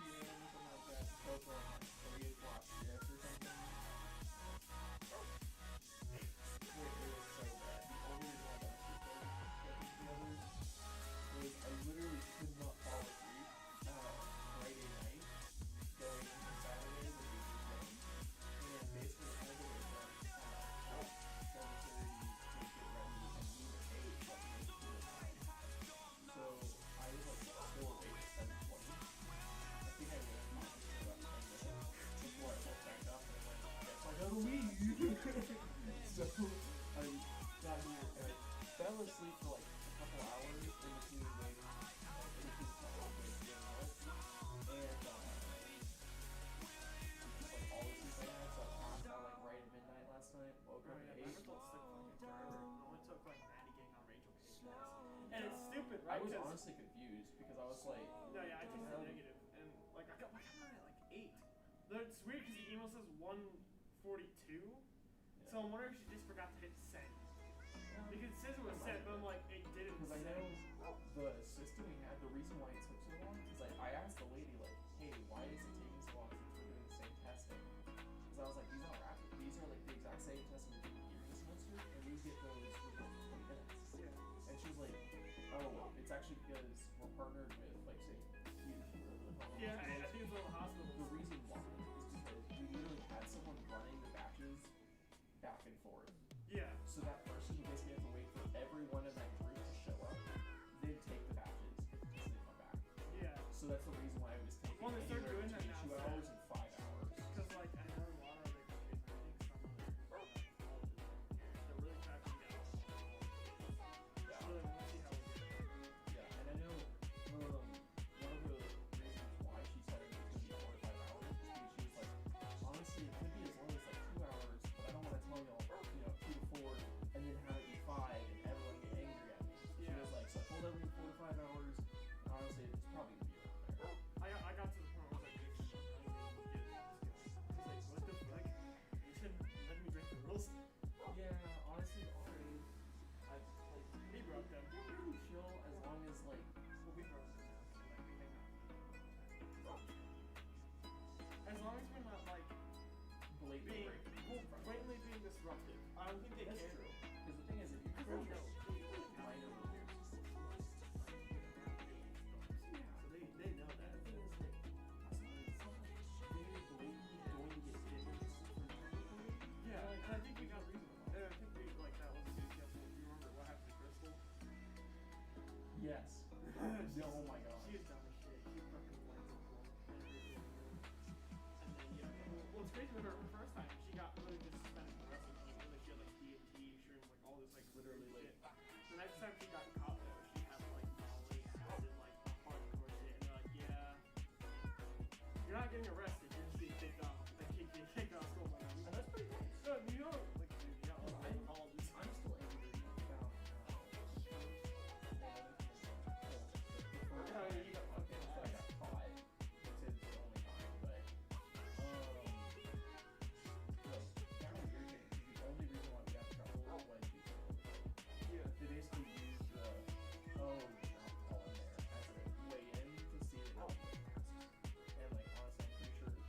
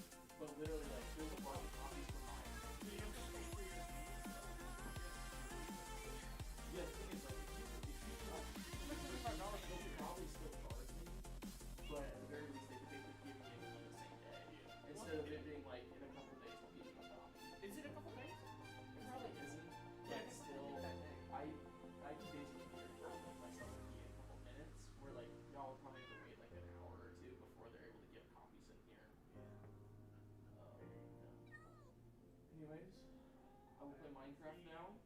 Find my keys. Oh yeah. Alright, where are we? That was pretty funny. Yeah. It is literally the second day on campus. He lost his key.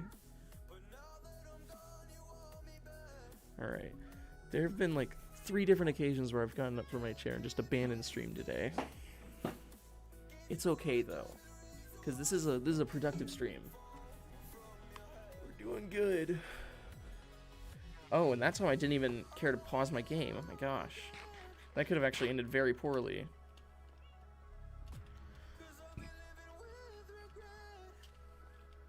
I think I should do segments like this. Oh, and this is actually really cool. So you see this?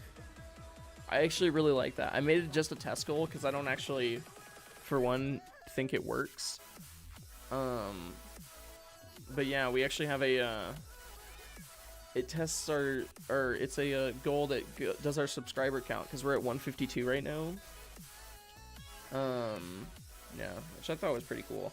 Also, what's kind of nice about the Stream Deck is it freed up my number pad again because they're no longer like a hotkey. Also, the advantage of it is, let me pause the music real quick so y'all can clearly hear this. I also have stuff like this. Bruh. Bruh. Bruh. Bruh. Bruh. Bruh. Bruh. Like, that's kind of cool.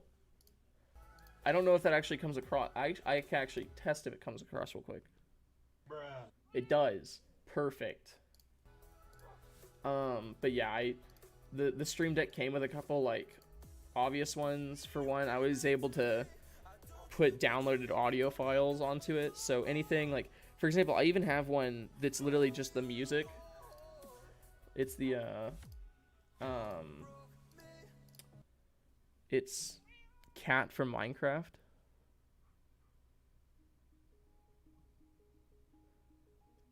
It's just not playing right now. There it is. It's just really quiet, but I have the, I have Cat from Minecraft. Also, I want to try something again. Because earlier I put the commands, or the commands command in the chat, and it didn't pull up the commands. So I don't know if that's an issue with Streamlabs or what, but basically we don't have commands right now. Also, I have timers that I can put on, which I really like. Anyways. Oh, it worked. It worked. There it is. Okay, that's funny. It appeared in my chat box right here way before it actually appeared in the chat that I get shown. But yeah, the issue is I have a white wall, so it doesn't really show up very well. Anyways, we can turn back to our normal one. But yeah. I'm just, you know, I think there's a couple things I need to experiment. I need to turn my music back on. There's a couple things that I just think I need to experiment with, set up, and then, well, it'll be like just more polished once I do that. And I did not grab the stone brick like I said I would. Do I have any extra stone brick? So yeah, we'll just make some more. It's not like it's very complicated. Alright, toss that in there. Put our apples with our other apples. Alright, and let's go do some more work on our villager center. And we don't really have any extra carrots or potatoes ready right now, so I can't do that just yet, but in the future I probably can. Like, I don't think this has been running, but because I have been further out here, there's a chance this has been running like it's supposed to. No, it hasn't. Okay. Yeah, it honestly, this is a good farm, but it's only really usable if you're like going to AFK it regularly.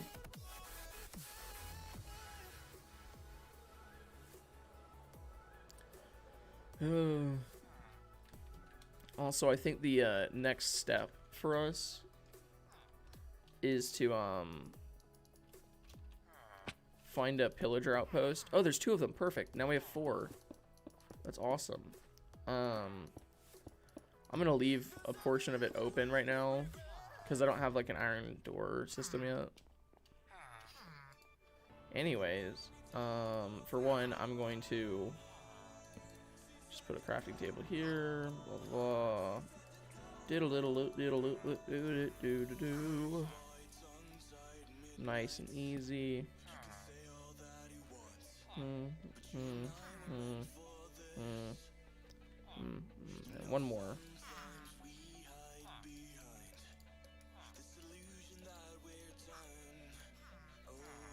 Oh, I don't even have the bookshelf for it. It's okay, I can buy a bookshelf from one of these dudes. Okay, they're the same price, whatever. That is one of the downsides. For one, we are gonna need books for these. Okay, yeah. There's a lectern for every bed, and a bed for every lectern. That's basically all I was making sure that we had. Anyways, but like I mentioned, I want to basically have a wall here with doors, and then another wall here with doors, and another set of beds and lecterns. So we just have a nice, like, common area, and I'm probably going to move all the lecterns into the middle to make it a little bit easier. And when these guys do grow up, they're going to automatically choose one of these, and I'm probably going to have to break these and figure out which one they did choose. But in the meantime, that's not really a big worry. Put these right here in the middle. And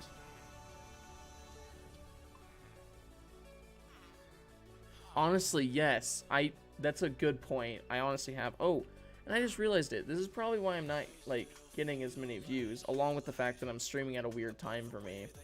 But I need to edit the stream and actually put myself in the gaming category of Minecraft. I just realized that. I still haven't done it. There we go. It's not a huge difference, but, you know, like, I'm more likely to get people to come by and see what I'm doing. But Josh, are you proud of me? I actually woke up today. It's amazing. Anyways, we need to set up a system here. I don't know if I want it 3 out or 2 out. So that's 1, 2, 3, 5. So 1, 2, 3, 4, 5. If I have it like this, there's a very small room in the middle for it. If I move it back by 1, the villagers don't have a massive amount of space to move around in. Not that that's going to be an issue since I want to move all the lecterns into the middle here. But that should make it slightly better. And obviously, the doors that I'm going to add is going to make it into an official village, basically. Which is one of the reasons why we're doing it. Yeah, yeah. So is it letting you on now? Because I don't know why that was happening. Oh, but if you want to try the parkour, it's there. And it is kind of dangerous, so like I recommend, you should probably store your gear before you go over there. And if you're wondering how you're going to get over there, I made a tent in the marketplace that has a teleport pad.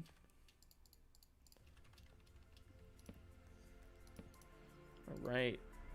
We can turn all of these into planks now. Because for one, I'm going to make a good handful of doors. I don't know, we can just make double doors, stuff like that, you know. How much do I want to space it out by?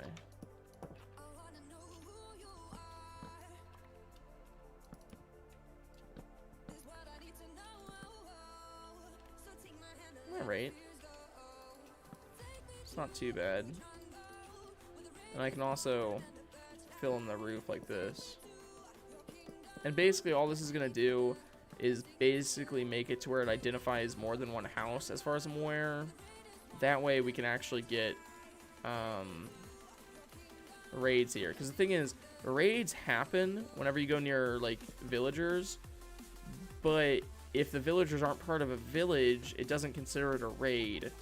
And the pillagers will just try killing the villagers. It won't actually start a raid, meaning you won't get any of the benefit of a raid. And the benefits, you may be asking, include stuff like hero of the village when you beat it, as well as the totems dying, you get, you know, all that stuff.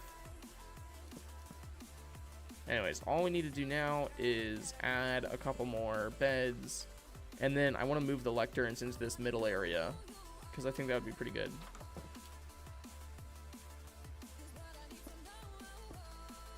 Alright.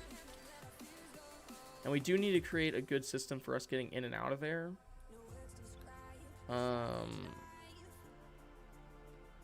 Besides flying, because I don't want to, you know, waste rockets or anything. Anyways, this is nice. I have a good amount of villagers. Really, the only thing we need to figure out is how I'm going to be getting Bad Omen. Because I didn't really think this through. Theoretically, the best way to do this would be to set up a villager area that's a little bit further towards a actual pillager outpost.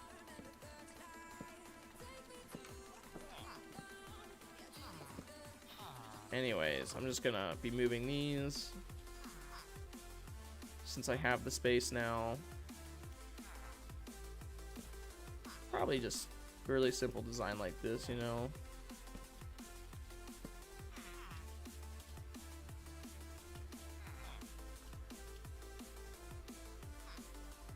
Yeah. For now that should work. And they've, okay, so those are theirs. I'm gonna get rid of the extra ones because and they'll actually just, you know, they'll pathfind to whatever one they want, because, oh, there's 3 of them now. There's 3 of them now. Ah, there was 2 last night. Where are they coming from? Oh. Hey, Sammy. Hey, I didn't see you. I was actually like, wow, it's so quiet. Is no one out here?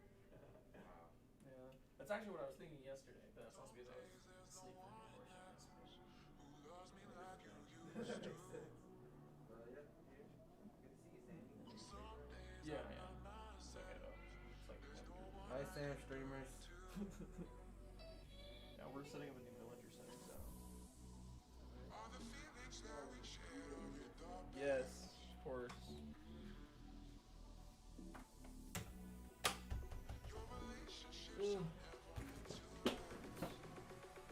Couple dudes from our, well, that's a dude, so be a little issue if that was my girlfriend. No, that's a dude that lives down the hallway. He's actually interrupted streams before. Not in a bad way though, you know, it was pretty funny. Yo, Fresh is here. Hey man. Good zero. We're setting up a new villager area. Because I want an area that I feel safe to have raided regularly, as well as also an area where I can basically just go and get the enchantment books that I want really easily, really quickly. Yeah. I actually told him, I made a joke and I was like, yeah, it was really quiet yesterday, so I was like, oh, did you not like arrive here yet? And he was like, oh wow. And I was like, it's kind of fair. Because he, like, anytime during streams, I would be like, oh, there's yelling in the hallway. It was him. Not a big deal, though. Because I think I disturb people way more than people disturb me. The smooth stone place in parkour. Actually, here, I'm going to go to the world real quick, just so you can kind of see. This is my little private server we're going to. We're going to store all my goods in this world because I don't want to lose them. This world's also pretty geared out. Because, you know, I'm relatively good at Minecraft, so most worlds I play, I have a lot of gear in. Even worlds that I barely play in. Alright, and yeah, as you can see, I'm not using my normal skin. This is Tanjiro from Demon Slayer. If you don't know what Demon Slayer is, you're actually lucky because Netflix just added it to its, you know, its supply of things. This is the server that I play on with my friends. This is actually the server I own. It's a really small one. It only holds like 12 people at a time. so I keep it private. But yeah, we have a good amount of builds. That's the greenhouse we want to build in our hardcore world soon enough. This is the mansion I have here. It's not done yet. There's a couple more details we need to add.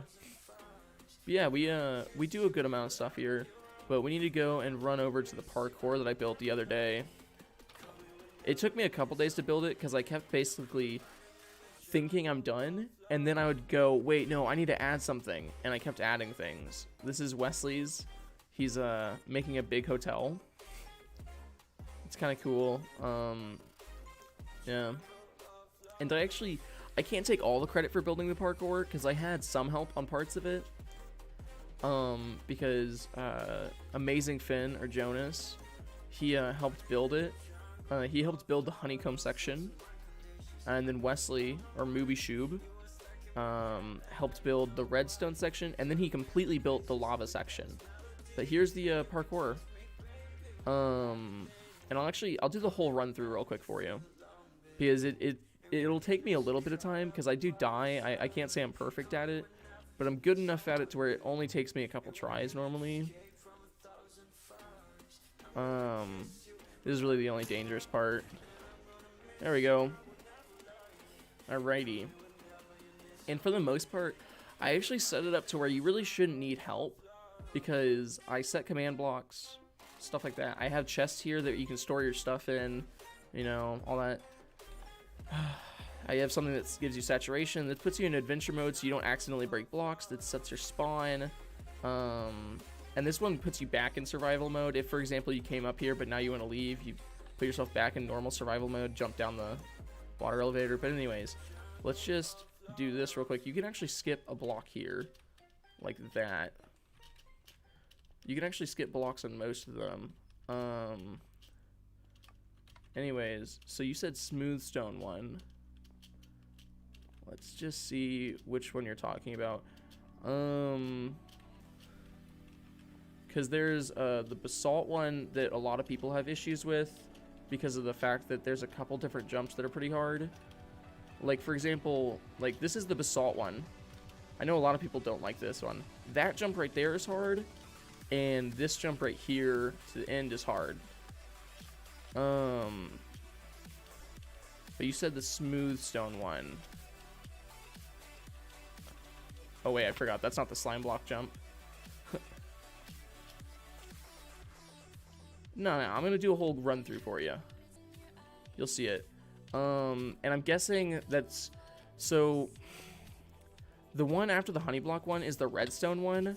We're having issues because the server naturally destroys the redstone. It doesn't break it, but it basically, it messes with the, we have redstone clocks running, and I'm guessing what happened was, it shorted out and all the redstone clocks got turned off. So there's pistons that are supposed to push things out of the walls and stuff like that. So I'm guessing what happened was the pistons no longer pushed them out of the wall.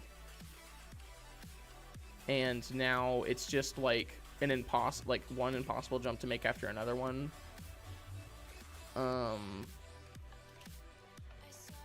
So don't worry about that. I'll fix it as soon as I get over there.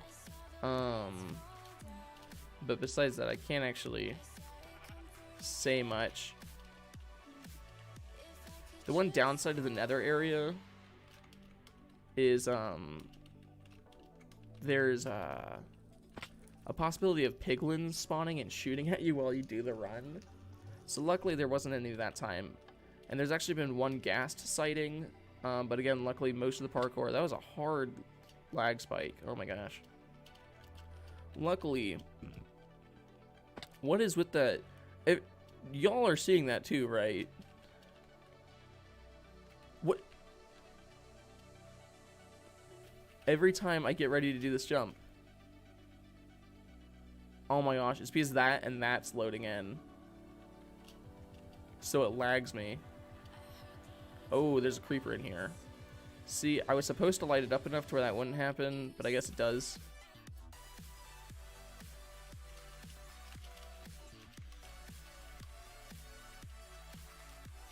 That's just me. Oh my gosh. It might be. I don't know.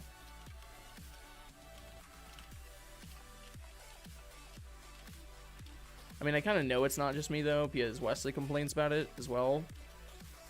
That's actually one of the reasons why parkours are normally built really high in the sky or on super flat areas, because when you do that, it keeps you from loading in massive builds and stuff like that by accident. That's the reason why we don't actually have the best area for a parkour. I did try to build it in the sky at first, and it was going there, but then I basically kept coming up with ideas and building newer areas that made it not work as well. This one gives some people problems because of the hard jumps. And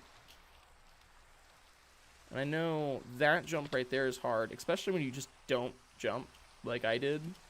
Let me make sure I set my spawn, because if I fall off, that's going to be irritating.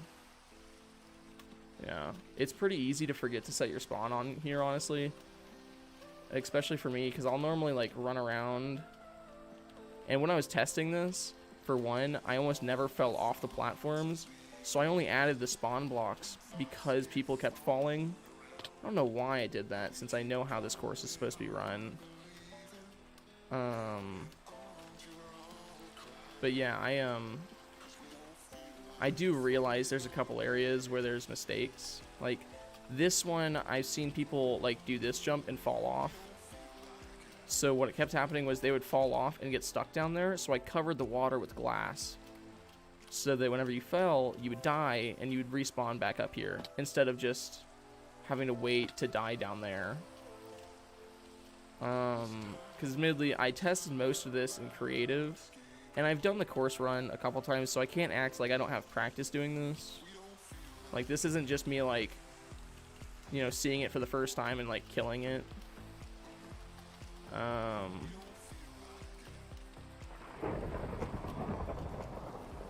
Alright, speed run now. Neom.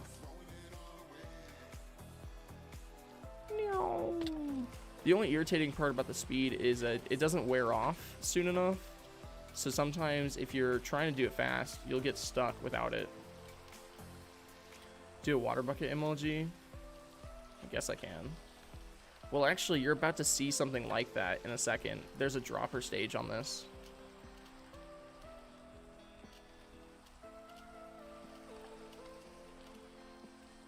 Right here, this is our dropper stage.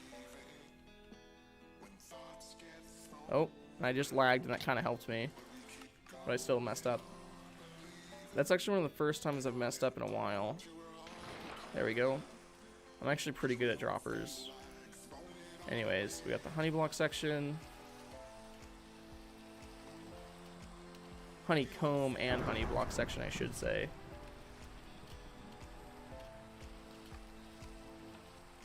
This one's funny because people think they can just cheat it, but the thing is, once you're on a honey block, you can't actually jump. I messed that one up. First death of the run, or second death, sorry. We dropped on the dropper, didn't we? There we go.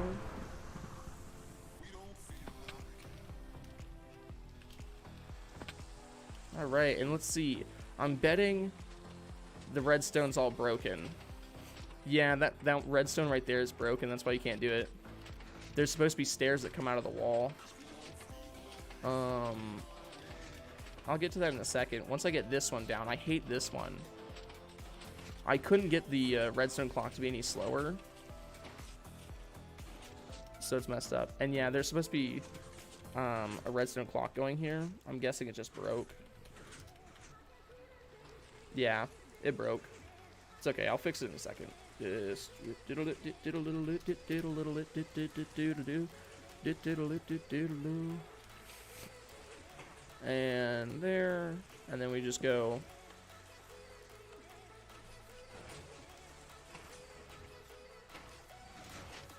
And it should work now. Okay, good. That redstone clock still works. There we go.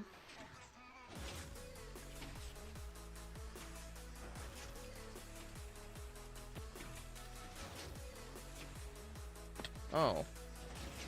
Messed that one up. is one of the few times I'm going to be doing parkour on stream. Because the thing is, I don't like to do things that I can rage at on stream. Oh, on stream.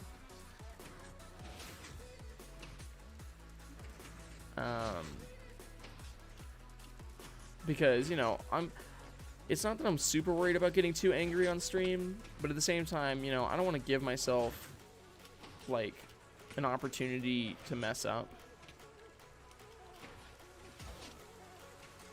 Okay. That went... I'm waiting for that to go again. Because what's worrying me is that block at the end right there. Oh. Because the block at the end, yeah. I don't rage very often. But when it does happen, I don't like it too. And I think that redstone clock's also messed up. But I can fix it later. It should be possible still, though. Even if it's messed up right now. You just have to time it really, really well. But it is probably messed up. I didn't mean to do that. I jumped over one of the blocks. Whoops. Same thing there.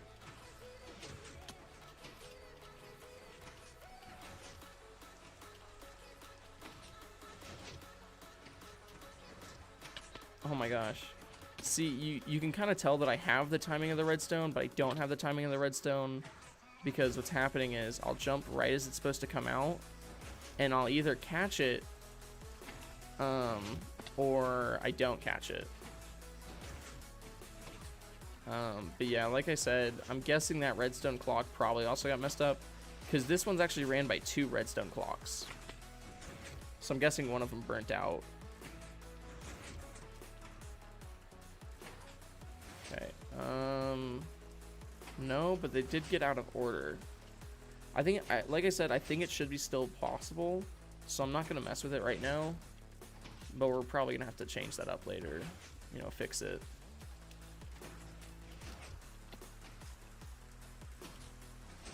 Oh. Yeah. Yeah. Oh. This is the most I've fallen in a while. What's really funny is we had another redstone contraption that's after all of this that we thought was a little cruel, so we took it out. Getting in Josh's way, nice. Oh. Oh. Need to rake out the trash. Okay. I understand. Oh, nice.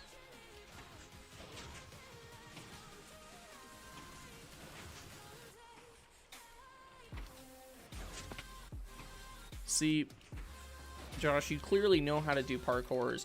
My friends don't.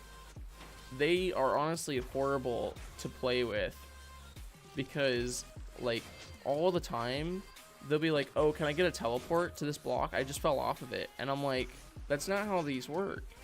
If you fall off, like, oh no, just try again. Yeah, I really messed up that timing.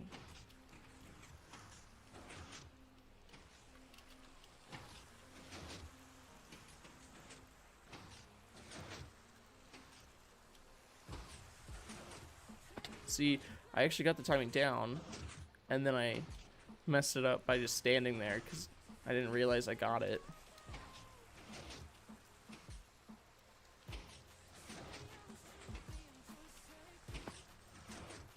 There we go. That took a while. And also, see this block? It's supposed to pop out and mess you up, and you can tell they're all off. It's not like off, but it's timing is messed up, so where it isn't doing what it's supposed to. Alrighty. And then, oh, this was a trap. This is where we took out the redstone. There used to be one that would pull this out from underneath you, and that's why Wesley put all the signs there. It was to basically catch you and get you to do, read all the signs and then distract you from the fact that the floor is falling out. Anyways, this is the lava run. Wesley completely made this one. So I had no I had nothing to do with it, but there's actually a way to cheat this one, which I am taking advantage of, because I die on the lava one all the time. And I take advantage of the fact that we have saturation, because you can just let the burn go, and you can skip this part. Because I'm pretty bad at that jump right there. I really hate it, so I skip it. And there's actually a couple places like that in my parkour that I purposely left, because I was like, you know, yeah, it is kind of cheating to skip parts, but at the same time, if they're there, and you can take advantage of them, I say, you know, free game. Because it's not like I'm skipping multiple sections. Because, again, there is a way to actually skip multiple sections. But there's, like, small things you can skip. So, for example, right here, there's no reason for me to go over there, because I can just make this jump right here. And that just prevents me from messing up. So, you know. It's the small things that count, you know? If I was looking for more of a challenge, I guess theoretically, I'm just gonna let myself die since I don't like dealing with the fire tick.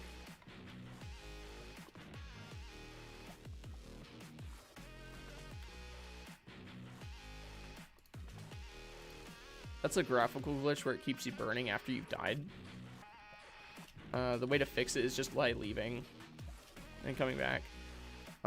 Sometimes if you wait, it'll go away, but other times not. But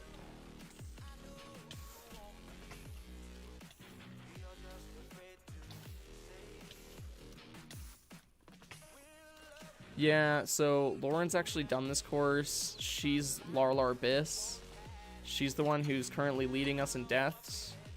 By a spectacular number of 1,147 deaths.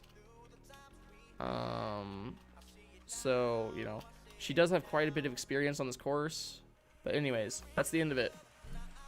Boom! That's the whole course. This teleports you to the start. This one, respawn platform. This one gives you survival mode again, since you went into adventure mode to play. So now you can break blocks again, even though please don't do it over here.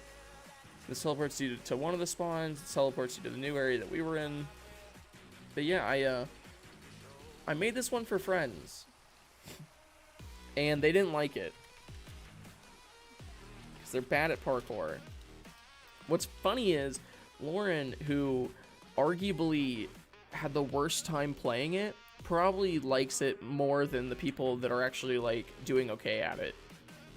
So what's funny is, for one, Lauren got stuck here for quite some time, because I will give her some credit. It was one of the first times she ever played Minecraft. And I was like, here, I'll build you a parkour so you can kind of learn how to play. So I started over here and made it, and every time she was doing sections, while she was working on them, I would make a new section. And while I was building this one, I look over and realize she's still stuck on this one, and I was like, oh, maybe I'm making them too hard. Because I was making them with a slight curve on them. Like, for example, this one's hard because it has a 3x1 jump. Yeah, Josh likes parkour maps. And this one isn't bad either. And I tried to make them like a little more difficult. Like, this one's easy, the cave one's easy. Most of these jumps are pretty easy to do. And really, like, I know the nether one's complained about, but the jumps that stop people and get them confused the most is this one because of the 3x1s. And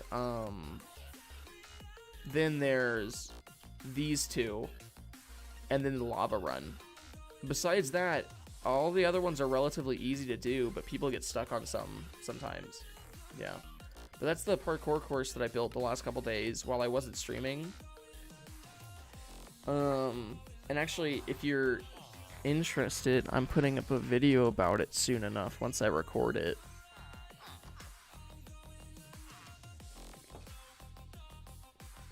Yeah.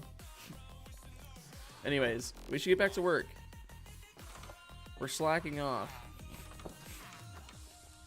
We have all these little kid villagers. We need them to grow up so that we can use them as bait for a raid battle. But yeah, I have my little notepad. Yeah, you can cheat on the nether portion, like, really easily. Because you can just follow the edge along, because the edge is made up of iron bars on top of full blocks. So if you just follow the blocks on the edge, you can cheat, like, the whole thing. It's really easy to get around. But, like, honestly, it's a little bit faster just to run it normally. If you don't mess up. If you do mess up, then you, like, it takes a little bit longer than cheating. And that's the thing, like, there's ups and downs to everything. The upside of cheating is obviously you get through it faster. The downside is, like, it's not as fun. You know, you don't get the same fulfillment of, like, hey, I'm gonna, you know, finish this course. But yeah. Alright, I'm looking through my little notepad, and I don't think we actually have a pillager outpost noted down on here. Let me check my notes on my phone, because when I was at home, I would never have a pin on my desk.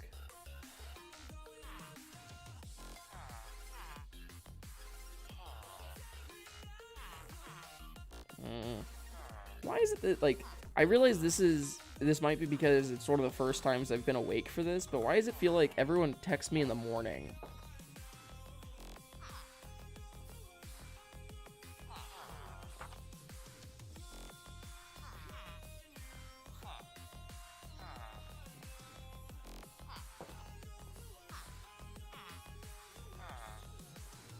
It's really funny.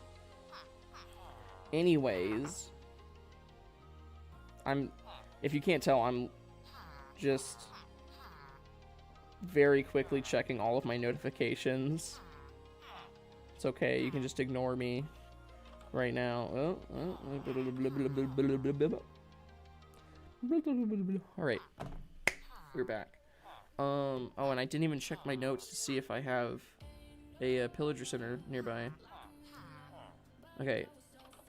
We have a village, a desert biome, and a bastion fortress noted down, but we do not have a pillager outpost marked down.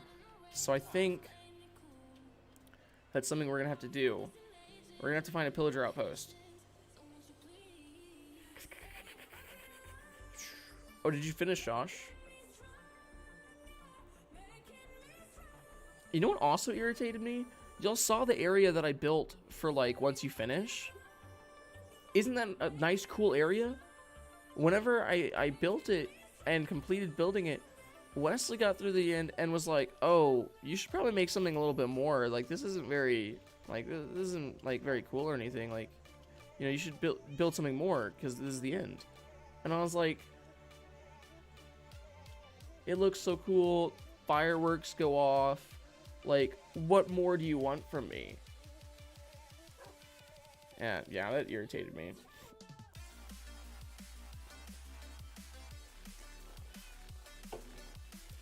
I considered making a whole other course and then putting a pressure plate there and saying, like, on to the next section. Just because, like, when I say, like, whenever Lauren was saying that the course will bring you to tears, it legitimately brought some of them to tears.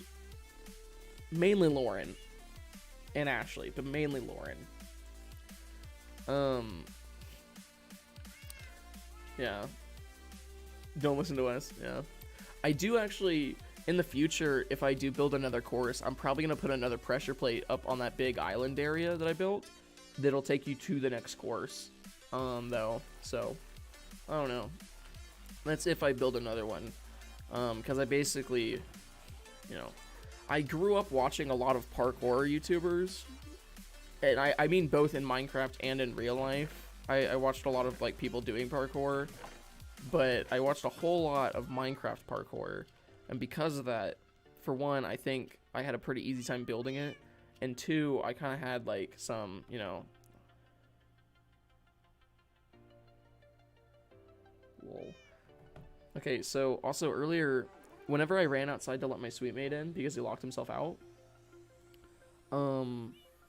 we talked about it for a second, but there's a bunch of people who moved out of our dorm hall. So the people that are right across the hall from me, one of them left. I don't know if he left the university or if he just moved to a different dorm. The girl that used to live above me, left, and I think she's in a different dorm hall. So like earlier, whenever someone knocked my door, that was basically them checking to make sure I still lived here.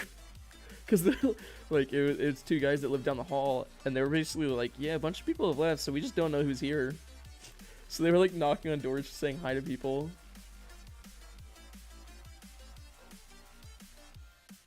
Okay. Yeah. Anyways, what was I doing? Okay, so first off, we can put all of our, stone bricks back. We can put our oak planks back, because we finished building. That's all we have to worry about right now. Now, I'm not gonna cure any more villagers right now, even though I could. Basically, in the future, what I plan on doing is breeding more villagers, infecting them, fixing them again, and we're all good, Oh, Bryce, you just missed it. I ran through the parkour because Josh was asking about it, because part of it was broken. So I had to fix it. So I did a run through of the parkour on stream.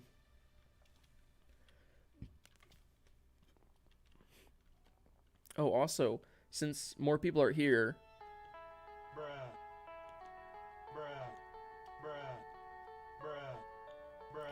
This is the advantage to having a stream deck. I can do stuff like that.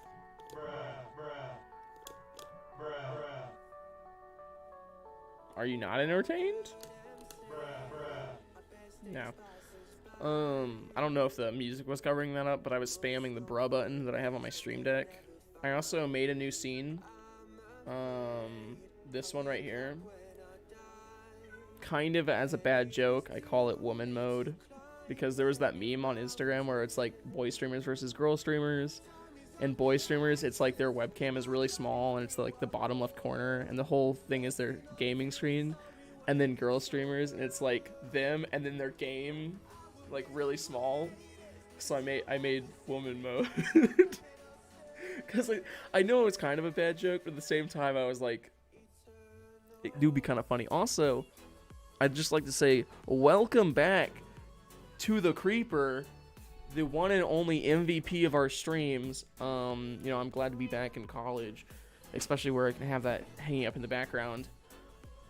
Yeah, I'm pretty happy about it. Cool ravine base. Yes, thank you, Bryce. This is actually the, let me turn back to our normal setup. This is actually the same base that we built a while ago, and I built it next to a ravine, so I put the basement opening right into the ravine because I thought it would look cool. And I mean, it kind of does. So I'm pretty happy with it. There used to be a beacon down there. I still have the iron down there for it, but I put a beacon there because this used to be like part of the ravine wall right here. So I put a beacon down and I basically just destroyed it so I'd have a window. But yeah, I kind of like it because, I can fly in and out. And it looks cool. I have a nice little elytra entrance. I can even connect it straight to jumping down there. Yeah. I'm pretty happy with it. Oh, another thing on the agenda. Among other things, in the near future, we need to do another project. So for one, I learned how to do... Well, I saw someone do the glitch to get onto the nether ceiling easily, like in survival mode without doing the weird portal stuff. So I want to do that, and I want to put a zombie piglin farm up there so we can get like a gold farm running. I want to at some point find a good area, make a TNT duper. First off, learn how to make a TNT duper, make a TNT duper, destroy a massive amount of netherrack, see some netherite stuff there, farm it up, have a good time, dream. Oh, are you talking about my speed run through the parkour? Yeah. My record before we added the lava run and the redstone, my record was like 7 minutes flat. My record now, I actually haven't timed it, but I think it would probably be what I just did there, because that was a pretty short run, and it's been a while since I did a speed run. But I think I could probably do it in like 12 minutes. Which I don't think is bad. You know how to make a TNT duper? Nice. Because I've heard they're pretty easy to make once you know, but like, the issue for me is like, and this is kind of, I think this is an issue that should be addressed. And let me just, there we go, woman mode again. I don't think a lot of people understand this, because some people just like ignore the fact that if you don't understand how to do something, like just the very basics of it, figuring something out can be really difficult, because what you have to do is take the very little knowledge you do have, because for a TNT duper, I know you basically have to make a flying machine, it takes slime blocks, mine carts, stuff like that. And I have to basically put that together like a puzzle and just mash things together until they seem to work. And that can take me a really long time to do. Now, the only reason why I mention this is because y'all have seen the TikToks where it's like, oh, don't trust the COVID vaccine because they made it so quickly. How could they make something so quickly, like a vaccine? Because we still have like stuff like AIDS and cancer, and we still haven't found the cure for that, and we've been working on it for like, you know, decades now. I don't think people are realizing breakthroughs in like intelligence are really hard to do, because, you know, you may be thinking, oh, of course, it was really easy to invent something like the ladder. So easy to invent something like the ladder. Well, you have to remember, there was no concept of that beforehand. Same thing with the circle. Before the circle was invented, like before the wheel was invented, there was no concept of that. So most people would use things like, for example, you saw things like sleds and large like pieces of like basically like wooden, like you'd basically have these wooden sleds that you'd put things on top of and drag them. That's because they literally did not have the understanding or the idea of a wheel. Now, once you understood the idea of a wheel, everything got a whole lot simpler, because it's so much easier to make a wheel once you know how to make a wheel. Anyways, the reason why I mention this is because like people argue that like you should worry about what's in the COVID vaccine because it was made so quickly. They also have to remember that the flu vaccine you get every time is different because it mutates. And, you know, people almost never complain about like the flu vaccine being new because, you know, how could they have made it so easily? It's a brand new mutation of the flu. How'd they make a vaccine for it? It's because, you know, they understand the science behind the flu, and it's easy to make. We don't completely understand the science behind, you know, cancer, AIDS, and stuff like that, so we don't have a vaccine for it, because even though we've been working on it for a while, it's simply different. So, I don't know. That's my 2 cents. It's not very related, but I just thought of it, and it irritated me. Anyways, this is how I'm doing commentary style videos now. Alright, yeah. We need to, 1, sleep, 2, find a pillager outpost. And what I think I'm gonna do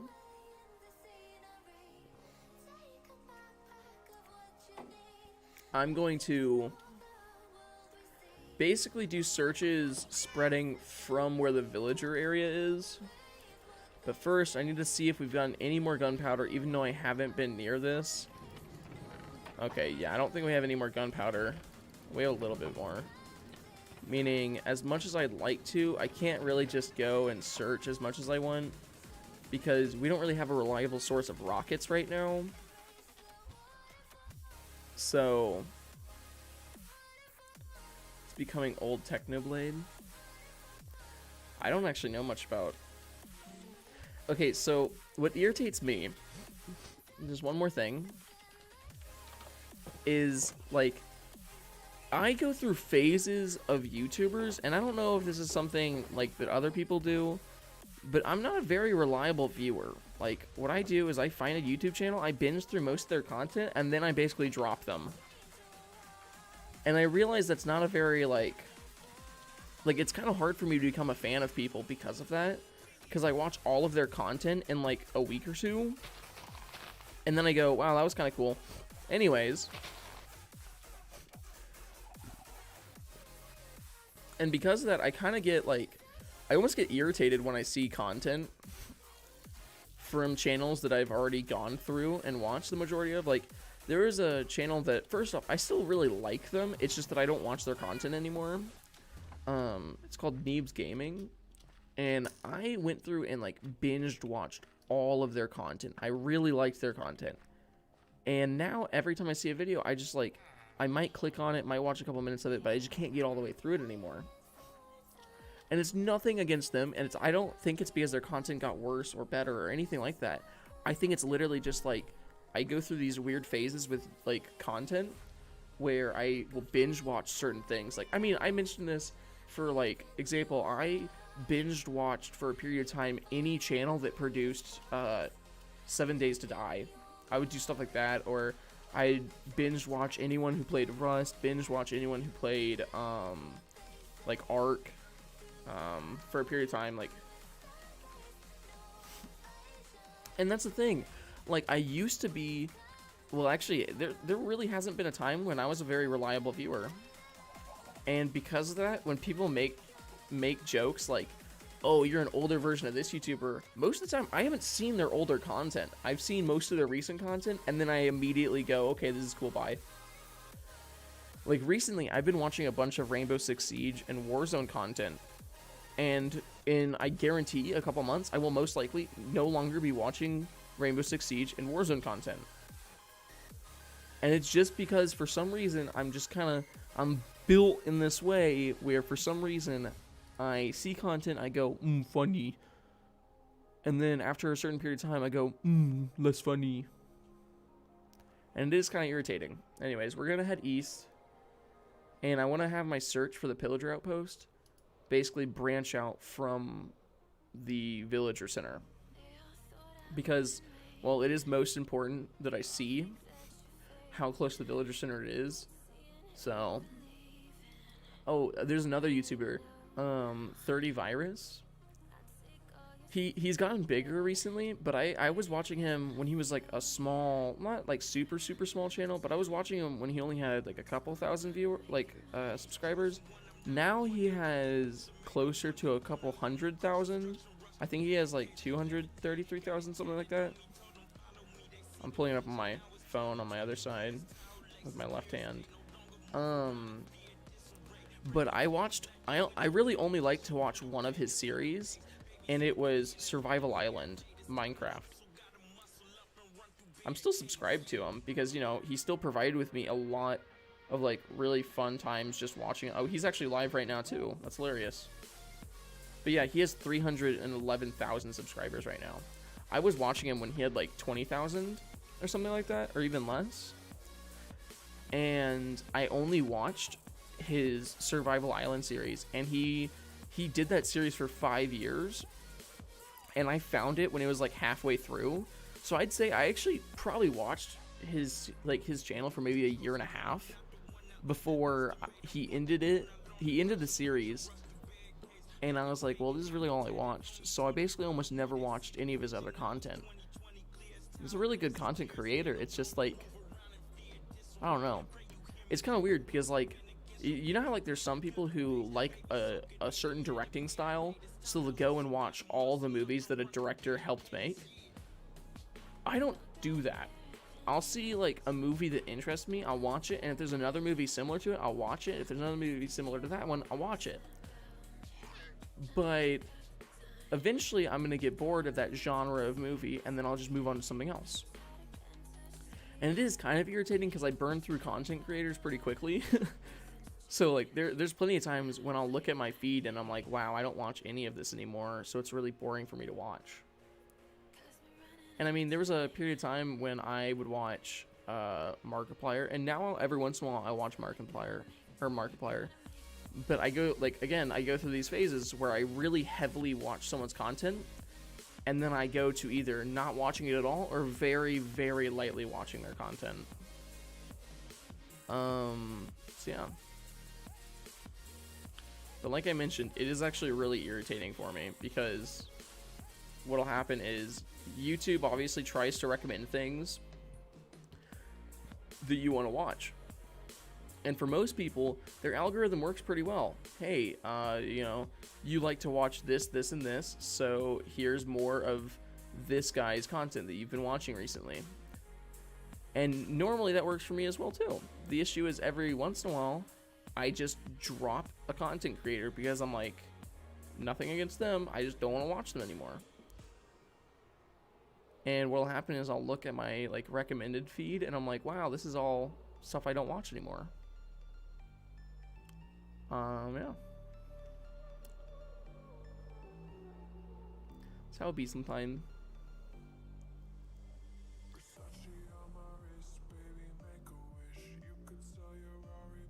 Like there was I used to watch, I don't know if anyone knows, any of y'all know, it's Dan and Phil. They used to do vlogs and stuff like that. And I used to watch them, but I don't watch any vlog content anymore. Like at all almost. But I used to watch a bunch of it because of them. And now I don't. Been going through a BattleBots phase, yeah. And I think that's one of the reasons why it's hard for me to stay with the same content creator. It's because I normally go in these phases of like what games I like to watch. And some content creators are pretty smart about it. Hey, this is iceberg. Oh, it's a singular iceberg. Okay, never mind. Some content creators are pretty savvy about the fact that some people will switch back and forth because of games. So they'll play a massive amount of games, you know? But for me, I just can't like keep up with some content creators, because like some will either play a huge amount of games and it's like, wow, I kind of wish they had more content on this one type of game that they don't, or it'll be like, wow, they play a good handful of games, but the issue is like none of them are currently interesting to me, which is kind of irritating. I don't know. Oh, here's another village. Hey guys, there's actually nothing useful I can get from you. Unless you have a blacksmith. Might as well check.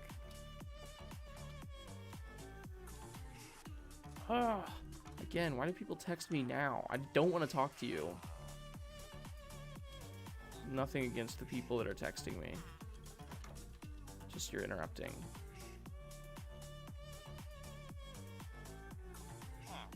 Look at that. Look at this building design. That's hilarious. Alright, well, I don't see a blacksmith unless I missed it.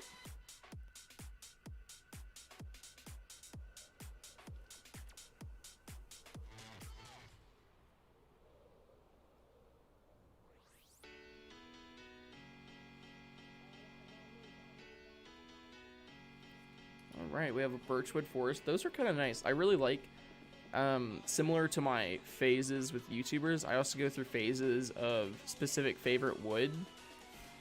I went through a really strong birchwood as my favorite. And I mean, before that, my favorite was spruce wood. And it still kind of is. But I went through a birchwood phase. What's the, oh. I saw the sand block floating here, and I thought it was like a different block, and I was like, what is that? Anyways, oh, there's an ocean monument. I guess I should mark that down. Honestly, I might have already done that, but might as well. Anyways, pin. Pen.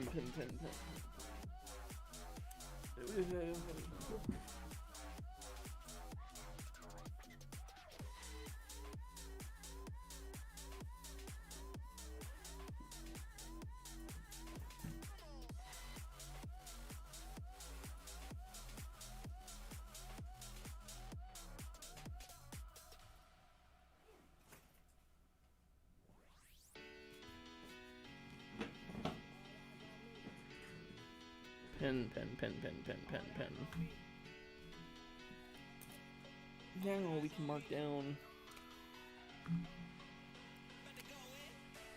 the coordinates. And looking at the other coordinates, I actually don't think I have that many marked down. Like, I have a bunch of different coordinates for a bunch of different maps, but for this map, or this file, I don't have that many marked down. Ugh.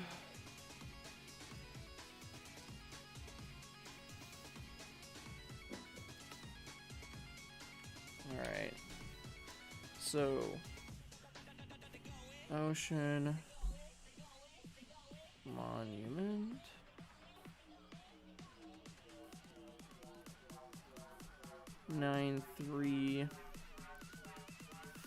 9, 64, 6, 8, 2, 3, 5, nice. Perfect. Alright, well, we got a new location marked down at least. That's kind of nice. But I should probably head back because I'm basically gonna run out of rockets as I get back. Because I had like 30 or so before I left. So I could really only go so far with that. So it's a good idea to always notice how many you have at the start and only use half of them whenever you're going one area. That way you at the very least have the second half to get back, or most of the way back. Is there a witch hut out here? That would be really nice. I really like the idea of doing a witch farm, but at the same time it is a lot of work. Because what I would probably do for a witch farm, because you are supposed to do perimeters to make witch farms productive, is I would probably mine out the bottom 15 layers, and then I would probably put a TNT duper machine and take out the rest of it on top. And creating that perimeter would make it to where I could basically have like a really productive witch farm.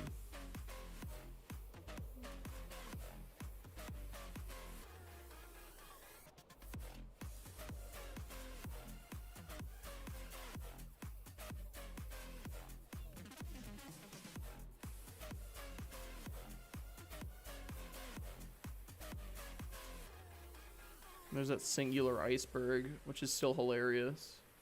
I got excited. I thought it was an iceberg biome, because I would have probably came back and like mined most of it. Because you can use ice for a bunch of things, including stuff like nether highways. Admittedly, because of how mobile the elytra is, there's not a huge purpose for me to be like, oh yeah, gotta make a nether highway. Because what I'm probably going to do is have nether portals set up on top of the nether like ceiling. And then like little torch paths on top of the bedrock ceiling that'll lead me to different nether portals that are up there. Because then I can just fly those massive distances. Another good idea, everyone, is to make sure you know how durable your elytra is. Because if you take out too much of its durability, you'll just fall out of the sky. And actually, you know, I don't actually know how many elytras I have in my inventory, or like in my ender chest right now. So you do have to be careful. Because the thing is, if I fell out of the sky, I'd probably survive because I'm not flying super high. I got feather falling boots. But along with that, like, I don't know how like soon I'd be able to get off the ground again. I'd probably have to run the rest of the way if I didn't have an elytra.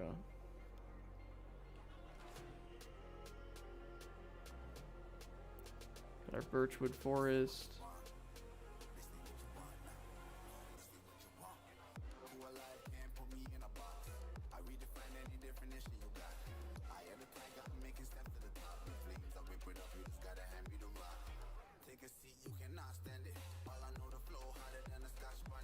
Hey, there's a big broken nether portal I'm gonna go raid.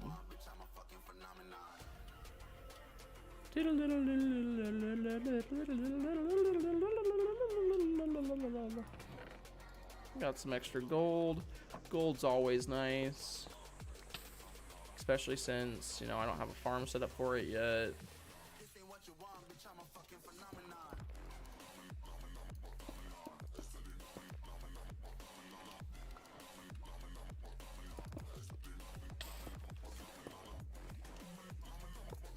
I was about to say, I hope there's not lava underneath it, but if there is, I can't do much about that.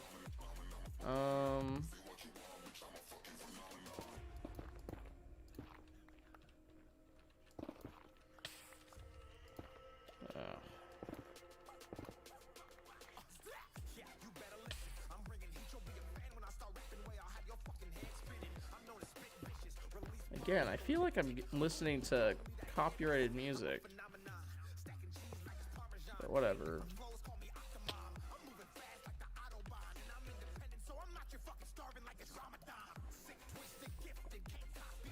it would be nice if I could like tell YouTube to get angry at someone else if they ever copyright me and just be like, yo, I was using a channel that's supposed to not have copyrighted music. But the issue is I can't even do that. Like, if I were to complain, they would just be like, okay, well, you should probably have looked into it beforehand and still, like, copyright my stuff.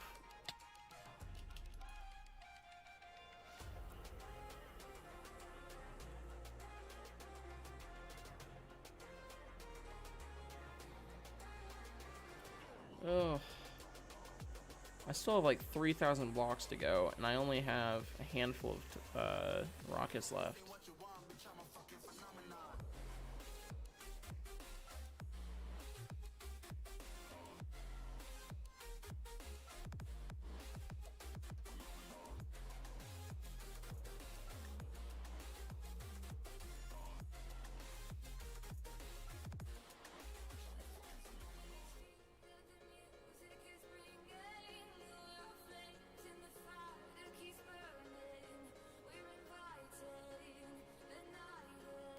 Oh, the ocean monument.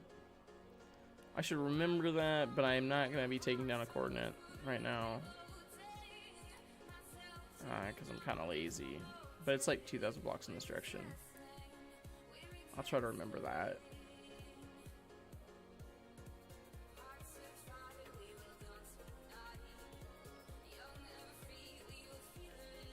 There's the jungle biome that we passed on the way here. I think technically I need to move further this direction. Alright, I'm probably gonna have to run a little bit. Not that it's a big deal, but you know, obviously I prefer flying because one, it's safer. Oh, there's a witch hut. That's awesome. That's really close too. That's like really, really close.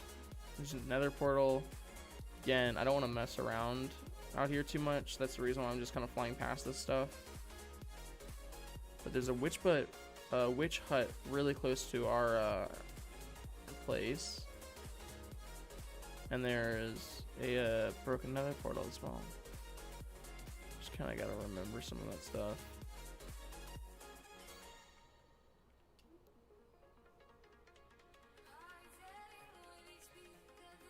Of course, I land right next to 3 skeletons.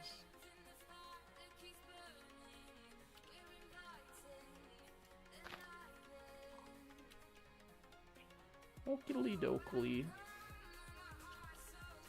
So our house is actually next to like the 2000s area. Or not the 2000s, but like the 200s area. So it should be somewhere over there, I think. Unless I'm thinking of something else. Yeah, it's 219 and 162 as the X and the Z. So I need to go really far this direction and a little bit further this direction. Basically, if I just keep getting this direction, I'll go straight to our base. Hey, Fresh. Welcome back, bro. We're coming back from our little recon mission. We were trying to figure out where a pillager outpost was so that I could use it to get Bad Omen and then do raids at the villager center that we set up. But the issue is it doesn't appear to have anyone close to it. Because the thing is, I basically was trying to mix 2 objectives together. Because at some point in time, I want to have a base that I can kind of use specifically for just having raids at. But if I'm going to have one of those, I want it close to a pillager outpost. I didn't find one, so what I'm thinking is we'll probably just end up using the one in the hills right now as our our enchantment area. And then in the future, when we find a pillager outpost, I'll probably just set up a village there. Since y'all saw how like little time it actually takes to set up a village area. As long as you have a good amount of food, you can basically just give them. You have a really easy, or you should have a really easy time setting it up. All right, we're getting pretty close.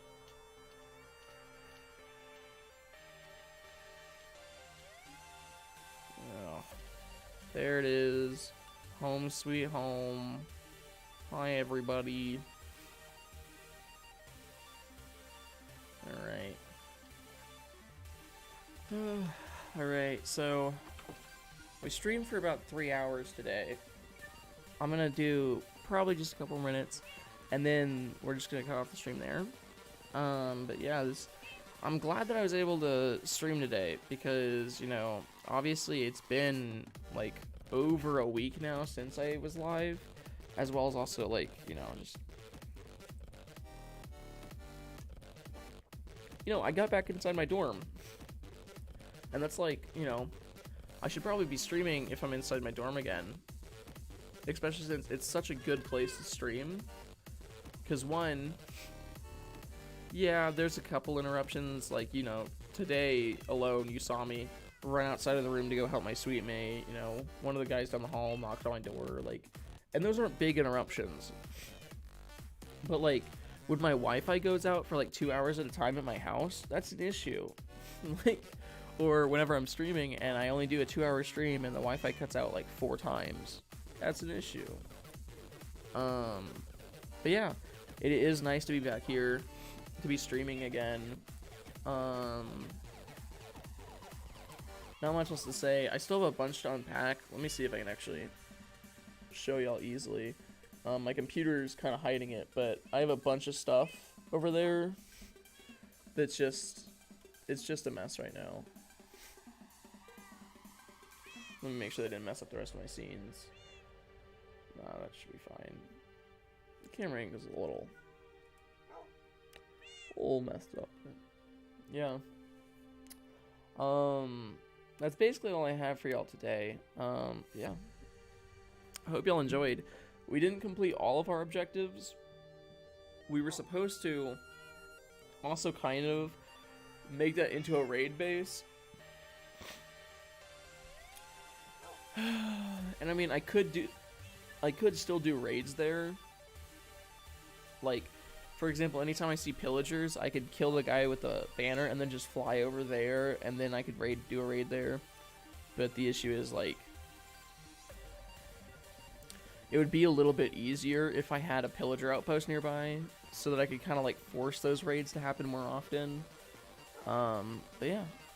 Anyways, I hope y'all are also excited because starting in just a couple days in February, we are going to be doing a, I don't know if I'm going to be, but I think for February what I want to do is basically be streaming a bunch on Twitch, because right now I don't stream at Twitch at all, really. But during February I basically want to amp it up and stream like every day on Twitch. I'll still stream on YouTube like a handful of times during February, but I'm gonna probably be live every day in February on Twitch, and then like maybe like once or twice a week on YouTube as well.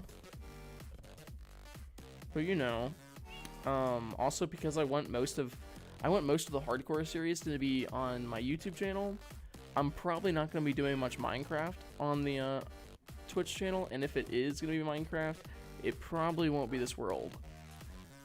Honestly, I wouldn't mind having a stream or two on Twitch where I like try to learn how to actually speedrun Minecraft, because I've like done speedruns and it's like an hour and a half, like to 2.5 to even 3 hour long like runs in Minecraft, when like most people that speedrun Minecraft can get like sub-hour. And obviously, you know, we have the now repealed world record of 23 minutes, but you know, still, you still see times that are really low. Anyways, I'm wasting time. Hope y'all enjoyed, and I'll basically see y'all next time.